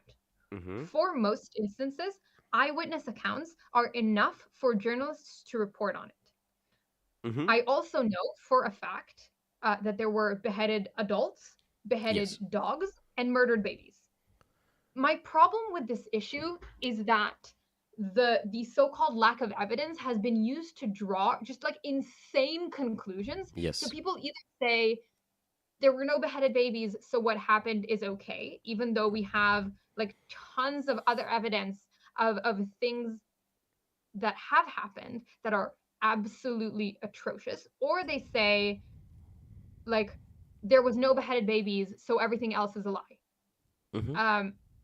And I think both of those claims, at the end of the day, this whole conversation about the lack of evidence about the beheaded babies is a tool that people are using to take away from the pain and take away from the like tragedy and atrocity that has happened here. Um, and it's not actually as important of a detail as people make it out to be. I think it's an Yeah. attempt to destabilize the Israeli narrative and like just say that what we're experiencing is not important or not true. Yeah, I don't know if you, I don't know how much you, how much you know about the Holocaust denialism in Europe, like all of the arguments that they make. Yeah. But one of the like funny things that I have, and whenever I talk to people who are just absurd, they never say that Holocaust didn't happen. They start by saying, "Well, it wasn't 6 million, right?" And the whole point is Yeah. like, I don't, Oh yeah, I that's don't, I fine. don't give a That's shit if it's 6 million cool. or 5 million. Like, I don't give a shit if it's like beheaded babies or dogs. Like, just that's not the point. Yeah, Yeah. yeah, but I think it's exactly the same, like trying to take one small detail and say, "Oh, we're not sure if it's true or not. Therefore, lots of other things might be not true or might be a lie." And so like this whole thing has just been used as a pawn in order to destabilize the narrative. And you don't see people doing the same thing on the other side. You don't see people saying like, "Oh, it was just 50 people who died in like the hospital bombing, therefore none of their pain matters. Therefore they're lying about everything." I think it's okay to say we should check where the info is coming from, but you will never hear like me, and I haven't heard other Israeli voices saying, "Oh, their suffering doesn't matter because one detail coming out of Hamas wasn't exactly accurate." So that's the issue that I take with this whole thing. Um, how does Israel, the question in the chat, or I'm just going to paraphrase the question. How does Israel difference between civilians and legitimate war targets? Because the accusation here is that they don't. The truth is that we can't, to a very large extent. We've told the civilian population to evacuate. We know where there are military targets and we are targeting those areas. The truth is the missile doesn't know who is a civilian and who's a terrorist. And that's the horrible thing about all of this, is that innocent civilians are dying. But it's not because Israel is carpet bombing all of Gaza. It's because we're bombing specific military targets that have been purposefully dug under civilian homes. Mm-hmm. Okay. I have a few more questions about from the chat, if I can. Yeah, So some of them are random, some of them are not. that's okay. One question that I had received gazillion times from one person, so I'm just gonna ask it. What is 1893 Goldstone Report? 1893 Goldstone. I don't know. Okay, the person asked me, like, he was like screaming caps lock to ask her about it, Okay. and I genuinely do not know. Yeah, that's why I wasn't asking. Maybe second question is okay. So while we're researching, uh, what do you think about Western? I would say like American left or just Western left being extremely pro-Palestine right now. So let's say Greta Thunberg Yeah, posting a picture of like, I stand with Israel, with Palestine. I've seen a yeah. bunch of universities just completely screaming from the river to the sea, all of that. How do you Yeah. perceive that? Uh, I think it comes from a good place. Hmm. Like I think it comes from a desire to protect human rights, Yeah. which is a good thing. I also think that it comes from an immense lack of knowledge on the actual conflict and on the actual history of the region. And like there is this thing that's been running around, which is like people with a sign of Queers for Palestine, Yeah, where I've seen that. if they went to Gaza, they would be thrown off a roof. I I think that because there is such a lack of knowledge and because people get their information from Instagram infographics, people equate Hamas and Gaza as the same thing, which is really, really bad. And like when you do that, you are supporting a terrorist organization that is not only terrorizing Israel, but is also terrorizing the people within Gaza. And so it makes me angry because I think it's actively bad for the people in Gaza. I think it actively hurts the people in Gaza. I think that supporting, like, without understanding what's actually happening, having support, like full support for what's happening in Gaza right now, is having support for Hamas and is supporting the like continued lack of human rights within Gaza. And anyone who supports feminism or like animal rights or children's rights should be abhorrently against everything that has happened, not because all of those were broken with regards to the Israeli population on like in last like 2 weeks ago attack, but also because they've been consistently taking away rights from women, from children, from animals. And like it makes me angry because I think it's not effective. And to see all of the people now who are posting Gaza relief funds on their Instagram makes me really, really angry, because a lot of that money is going to go towards continued funding of Hamas, and it's going to be bad for the people in Gaza. Like, Yeah. you know, Hmm. yeah, I see a lot of like free Palestine stuff. We freed Palestine in 2005. We gave them this land. We told them, you can have your own rule here. You can do whatever you want with this land. It is yours. This is what they chose to do with it. The only, like, Israel can't free Gaza any further than we've already freed it. And the only thing to free Gaza from is from Hamas. They're the people terrorizing like the population within Gaza. And to see people outside who have so little understanding on the conflict that they are actively supporting terrorists, it has been truly mind-boggling and a I very can imagine. frustrating experience. Yeah, to be, I think what you just said is quite correct when it comes to, it comes from a good place. It's just, to me, it's just an insane amount of emotions, again, on both sides when it comes to just defending their positions. And what I note with both like myself and other topics, not this one just because I'm not personally invested, is that emotions lead to wrong conclusions, and that's quite easy to make. And you just do not see the mishaps you make.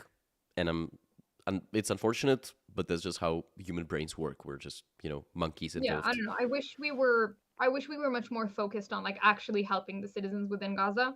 Hmm. And like Yeah, just calling for the dismantling of Hamas. I have two more questions, if I may. The first one Yeah. is which Israeli media, or let's say, and no, actually, I'm going to change it. Which objective media do you suggest viewers to read at this point? That's a hard question. I don't think there are many objective media sources. Again, the free press have been good. Um, Geolocator on Twitter have been really good in terms of verifying both videos and like accounts of a lot of the things that have happened. Yosef Hassan is a Palestinian Israeli, and I think has been posting a lot of really, really good stuff. Um, like he has a bias towards Israel, but I think all of his things have been very factually based, and I like the way he writes. I think it's very like reasonable and rational. So those are the like probably the three bodies I would be suggesting. Uh, to be honest, most bodies have been doing a really shit job on I reporting noticed. on like what's happening here on both sides, on every side, and towards all sides. What do you think about Al Jazeera reporting right now? Ugh. Um, No bueno, my guy. Like there was something that came out a few days ago where I hope I'll explain this well. Basically, like a really horrifying picture of one of the burnt bodies of the babies who was burned and murdered in the attack came out, and it was being posted all around Instagram. Mm-hmm. Someone on Reddit took that photo and AI generated it to a photo of a dog instead of the baby, writing, "Oh, look how easy it is to make things look like something that they're not." Al Jazeera then posted the picture of the dog and the picture of the baby, saying that Israel AI generated the picture of the burnt baby. So they're not doing so good. Um, I would not say that Al Jazeera is a trustworthy news source. I think, again, a lot of their agenda comes from a desire to help Palestinians, and that's great. But the way that they're doing it is by losing their journalistic integrity Mm-hmm. and becoming a news source that's completely untrustworthy. That is consistently just posting things that are either inaccurate or just complete lies. And I would not go to Al Jazeera for accurate like information on this conflict whatsoever. Okay, thank you very much. And by the way, I'm noticing that a lot of messages are being deleted in the chat. I hope it's not moderators. It's just okay. It's the people themselves deleting their own messages. Okay, fine. Okay. I have maybe one last question, if I may, Yeah, and go it's ahead. a. You don't have to answer it because it's just a weird question, but I think it's one of the best I could, or my chat could come up with when it comes to ending this call. Uh, what are some of the jokes about Hamas in the Israeli army? In Israel, well, there's been a lot of like Hamas hummus. So hummus is like both of us Yeah. eat a lot of hummus. So again, I think one of the best ones that I've seen is the picture on top is the picture of like the demonstration with queers for Palestine, Mm-hmm. and then on the bottom it says chickens for KFC. I thought that was pretty good. Um, I don't know. I honestly, we've not really been in a laughing mood these I can last 2 imagine. weeks, Yeah. to be honest. It's been kind of really depressing and awful to be online. Mm-hmm. Um, How are I you don't know. managing with your like? You don't have to again answer like Yeah. when it comes to mental health of Israelis. I would assume like it's just Oh, yeah. I think I spent the first like 3 days just literally sitting at home scrolling Instagram and crying. Like that's literally all I did. Me and my sister and my mom sitting in the living room just crying. Um, I think that was the general reaction. And then after 3 days, like Israelis are, we work hard, play hard. Like we're very hardworking people. And so very, very quickly there was tons of initiatives, everything from like delivering packages to soldiers to helping, like, because obviously a lot of the men are in reserves mm-hmm. right now, um, including like my brother and my whole family, all my friends, all that. So helping like the women who have stayed behind with kids and helping, there were literally like people who risked their lives to go down south to milk cows because the cows had been left alone Mm. and they were in pain because they hadn't been milked, and people who went to collect dogs. So I think largely Israel is dealing right now by acting, doing, um, seeing what they can do to help each other, seeing what they can do to help soldiers. And like I very very much have been on that bandwagon myself, kind of trying to see like what can I do to help? What can I do so I can keep moving? Because as soon as you stop, like it just fucking hits you. Um, Yeah. like I think it's important to say this, so I will say this. Mm-hmm. Like I went to a funeral of someone my age who I went to school with, and like the feeling that you have when you're, I don't know, like mourning or saying the prayers over somebody who's 22 years old, like I'm never gonna forget that. This whole country's never gonna forget that. This is not something that we're just gonna like get over. Um, I really wish people understood like the level of like just national tragedy that this has been. But I think overall we've just been like very much in the mindset of let's do something so that we can do something. And that's just been my reaction, and I think the reaction of most people here. Yeah. Yeah, I remember having similar reactions to the Russian-Ukraine conflict because although like people have not been killed in Russia, I had a lot of people who were cut off of medicine or any kind of supplies Yeah, coming from Europe, so yeah. I can at least partially relate to that. Well, I'm just gonna ask, do you have any kind of either charities or social media that you want to promote on your part? Because I'm more than happy to give you this platform. I mean, I've been writing a lot on my personal Instagram. It's avital.stal. I mean, I think you can see it on the screen the way I Yeah, I spell think it. yeah, people I think can see Um, it. I can zoom it and in. my like, if you're not gonna be like mean, if you want to actually ask questions, you're more than welcome to reach out in my DMs, and I'll take the time to answer thoughtfully to everyone. I've been writing a lot on my thoughts and about the conflict in general. Um, and if you can, this is like really important to me. There is This exists on all social platforms. A page called Bring Hirsch Home. Hirsch is my friend who's currently being held by Hamas. And if you can go on the page and like and support and share, I don't think it matters what you think about the conflict. I think everybody can agree that holding a 22-year-old hostage is wrong, and he deserves to come home. And like he deserves to live the rest of his life. And so bring Hirsch home on all platforms. If you can just take the time to share or like or follow, that would be a huge help in putting pressure on our government, on the United States government to help bring him home. Yeah, I think that's it. Yeah, I've sent links to both this and also to your socials, to the chat. I'm also gonna post this on YouTube where it's gonna be seen by more people. But I'm very thankful for your time, and I unironically do not know what to say except for like, I hope it's gonna end up well. Like, yeah.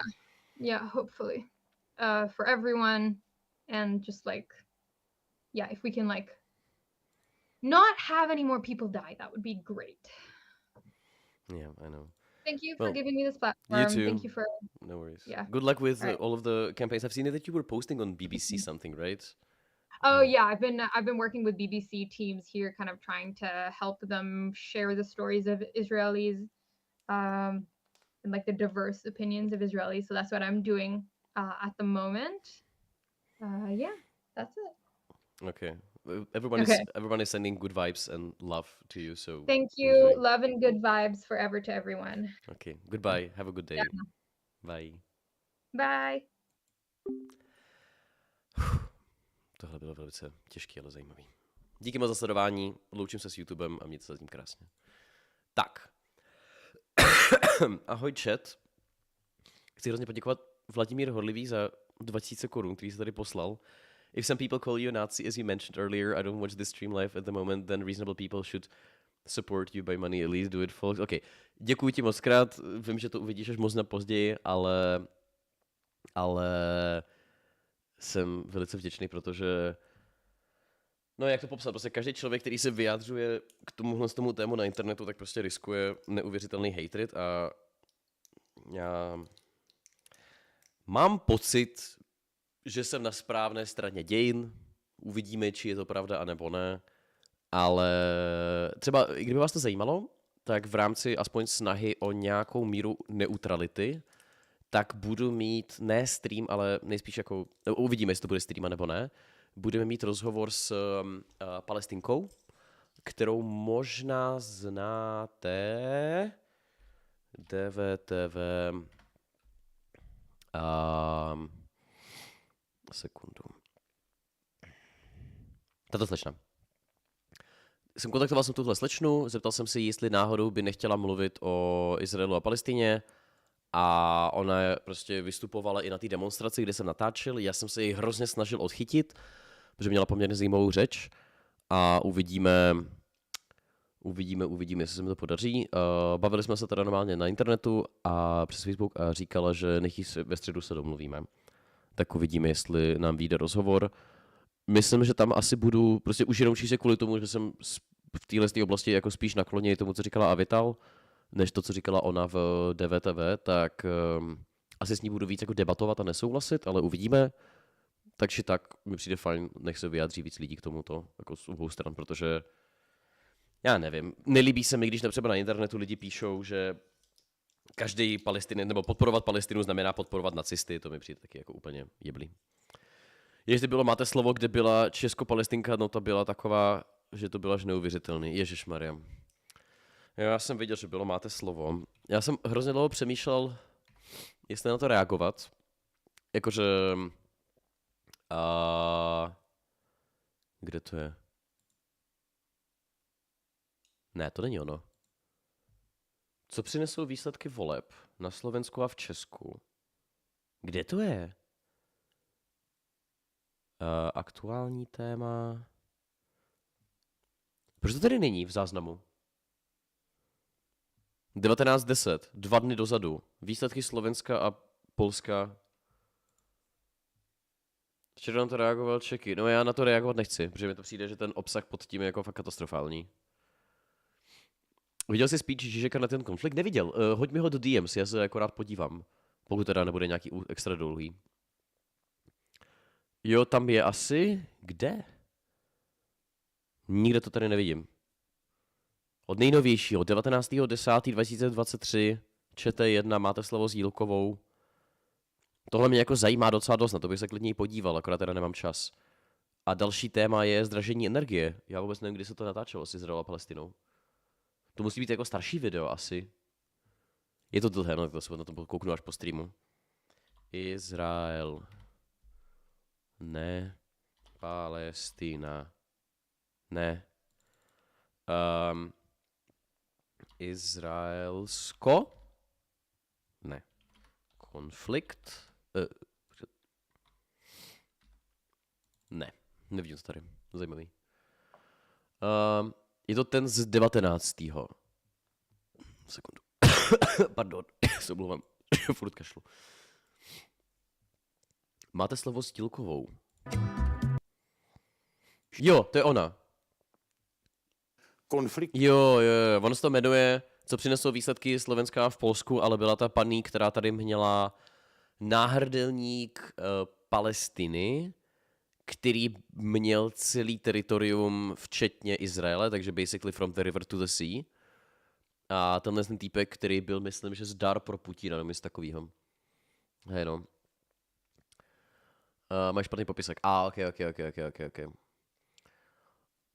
Procházka, ty mě proč se na streamu nezahulíš? Já moc nehulím poslední dobou. Mně to za A nechutná, poslední dobou teda aspoň, a za B já hlavně jako na streamu se živím tím, že natáčím nějaký intelektuální obsah a kdybych byl zhulený, tak úplně z toho nebudu just not gonna be the smartest person, smartest cookie ever. Proč mi nefunguje chat? To je hrozně divný. Já nevím, jestli jste to všimli, ale jako já jsem se celou dobu snažil tady napravit chat a vůbec to nefungovalo. A nevím, co s tím. Top dono napravím potom. Možná, počkejte, tady někde zkusím. Please sign into the Google account. Tým Kožuchov, debatní deník. Pokračovat. Divný. Z nějakého důvodu nefungoval chat, no. Každopádně taky háže bugy. No, to bude nějaký divný, to je v pohodě. Proč jsi si nezeptal na ten Goldstone report? Doslova jsem se jí na to zeptal. A ona řekla, že neví, co to je. A jeden z důvodů je, protože jako you had way too many questions. Asi tak proto. No, takže tak. Měra, děkuji za moc hezký penis k knížce, že se mi povedl. Jsem byl velice na sebe pyšnej, jak jsem mi hezky nakreslil. Mimochodem, pokud tohle sleduje Vladimír, jo, jakože zpátky, jo, Vladimír Hodlivý, pokud to sleduješ tady ještě ze záznamu, tak za ty 2000 ti velice rád pošlu nějakou knížku a dárek, tak pokud bys si chtěl, tak, nebo nějaký merch, tak mi napiš mail, pošli mi jméno, příjmení, telefon, mail a adresu nejbližší zásilkovny, abych ti mohl poslat poděkování za donate. Zbabilo se. A mimochodem, chtěl jsem vám jenom říct zajímavou věc, a to je, že dneska byla ta demonstrace, kterou jsme dělali ohledně legalizace kokainu, a dopadla fakt zvláštním způsobem. Jako úplně jinak než jakákoliv jiná demonstrace. To je proto, že jsme tam neměli ani jednoho člověka, co by nesouhlasil. Já si nedělám prdel. Jako, ne, vlastně jednoho, ale ten si ani nesedl, ten tam jenom tak chodil okolo. Ale co bylo fakt zajímavý, je, že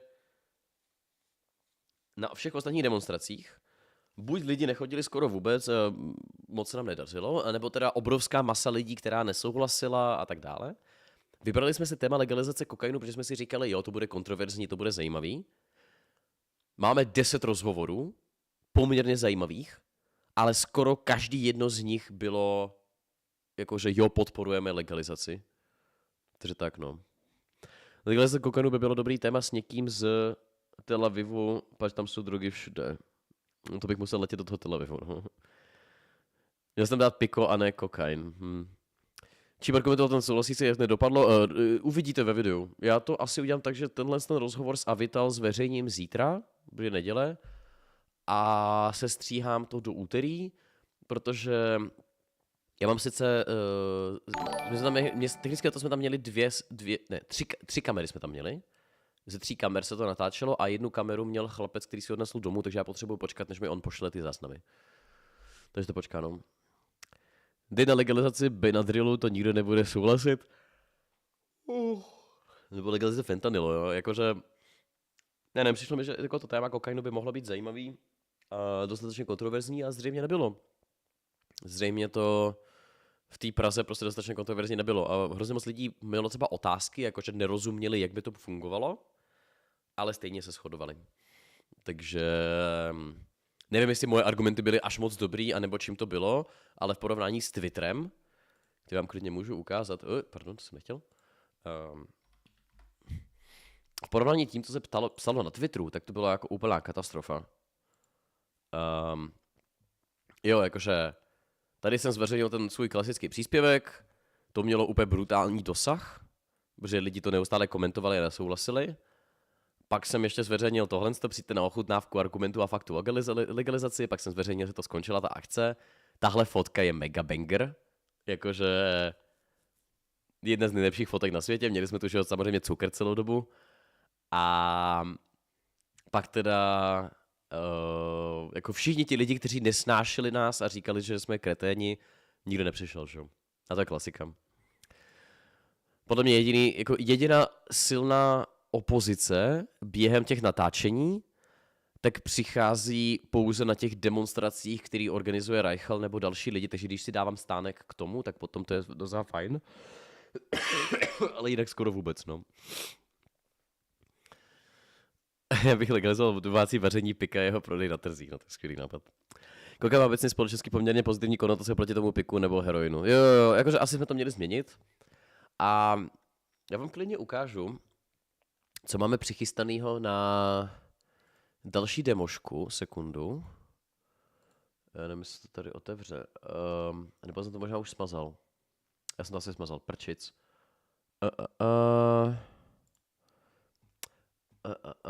Kde to je, pro boha?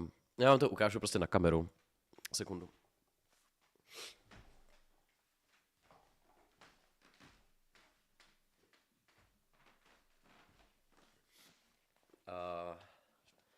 Tohle je téma na další víkend, protože má demonstraci Vrábel. Pokud nevíte, kdo je Vrábel, tak je to jedna z největších jako figur dezinformační scény v Česku. Typu, že tam bude něco okolo 3000 lidí, takže ne tak velký jako Reichlově demonstrace, ale bude to jako slušný nálet. A máme tam tohle.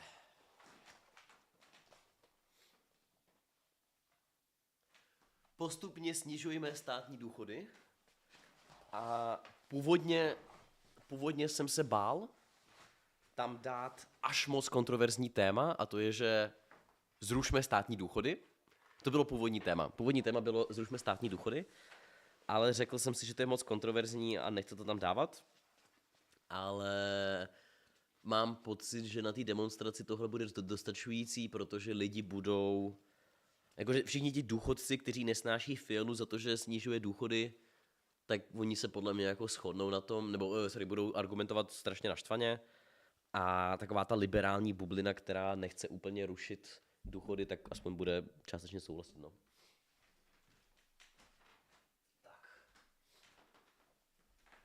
Super téma, že? Jako, mně se ty důchody fakt líbí jako téma, jenom mi přijde, že po dnešní zkušenosti s tím kokainem, tak si říkám, jestli náhodou jsme nakonec neměli vytisknout ten banner, který je víc kontroverzní, ale asi v pohodě.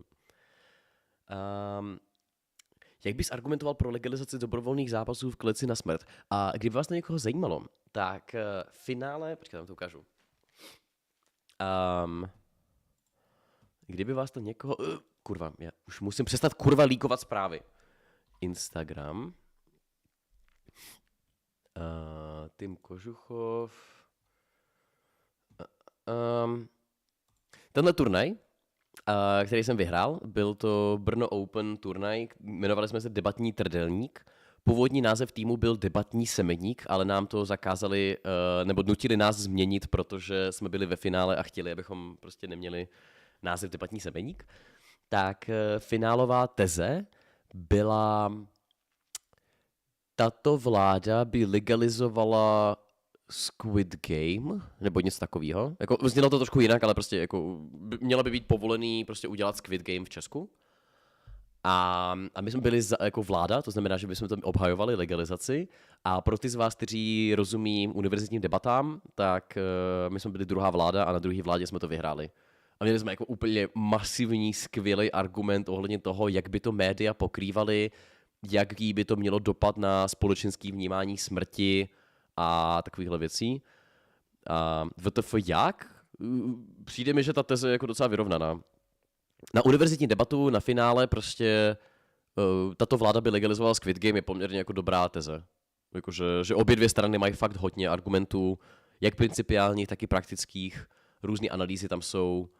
A myslím, že já jsem byl nejlepší řečník v té debatě, protože jsem jako první vysvětlil, jak přesně funguje takový ten jako princip svobody člověka vybrat si ukončit svůj život.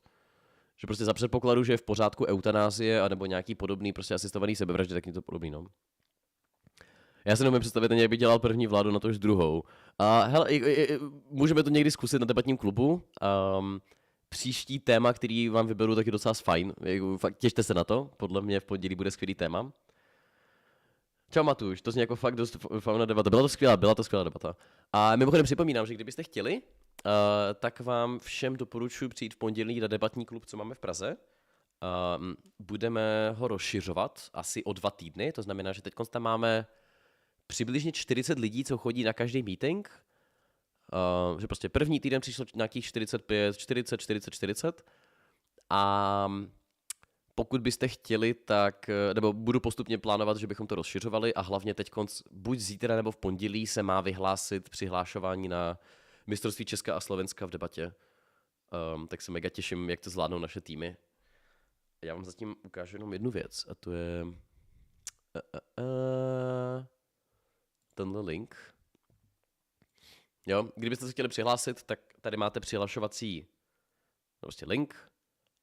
Do chatu vám to hážu a rád vás tam uvidím. Budeme mít velmi vtipný téma na zítří, nebo vtipný, ono to není vtipný, ono to prostě bude politicky zajímavý téma. Takže tak. Dobrá. Já nevím, jestli máte nějaký zajímavý otázky nakonec, ale já už budu pomaličku balit stream, abych se přiznal. Možná ještě jedna věc a to je, pokud byste chtěli, tak stále ještě za mě můžete hlasovat v soutěži Křišťálová lupa. Tady je debatní deník někde, tady online video, můžete hlasovat za mě. Jak se balí stream, to jako brko? Ne, jakože jdu si objednat jídlo, najíst se, dát si léky, protože mě bolí v krku a už jít spinkat, no. Bude nějaká debata o Opatem, vím, že jsi fanda. Hele, my jsme si s Opatem psali, ale nemyslím si, že, jako, nevím, že by on by do toho chtěl jít. Víte co, já mu to napíšu. Počkejte, já mu to napíšu rovnou teďkonc. Proč ne? Mám na něj kontakt, tak proč bych to neudělal? Opat? Ale bojím se, že mě pošle do prdele. Ahoj, Opate. Nechtěl bys někdy udělat, někdy přijít ke mně na stream a pokecat o společenských otázkách.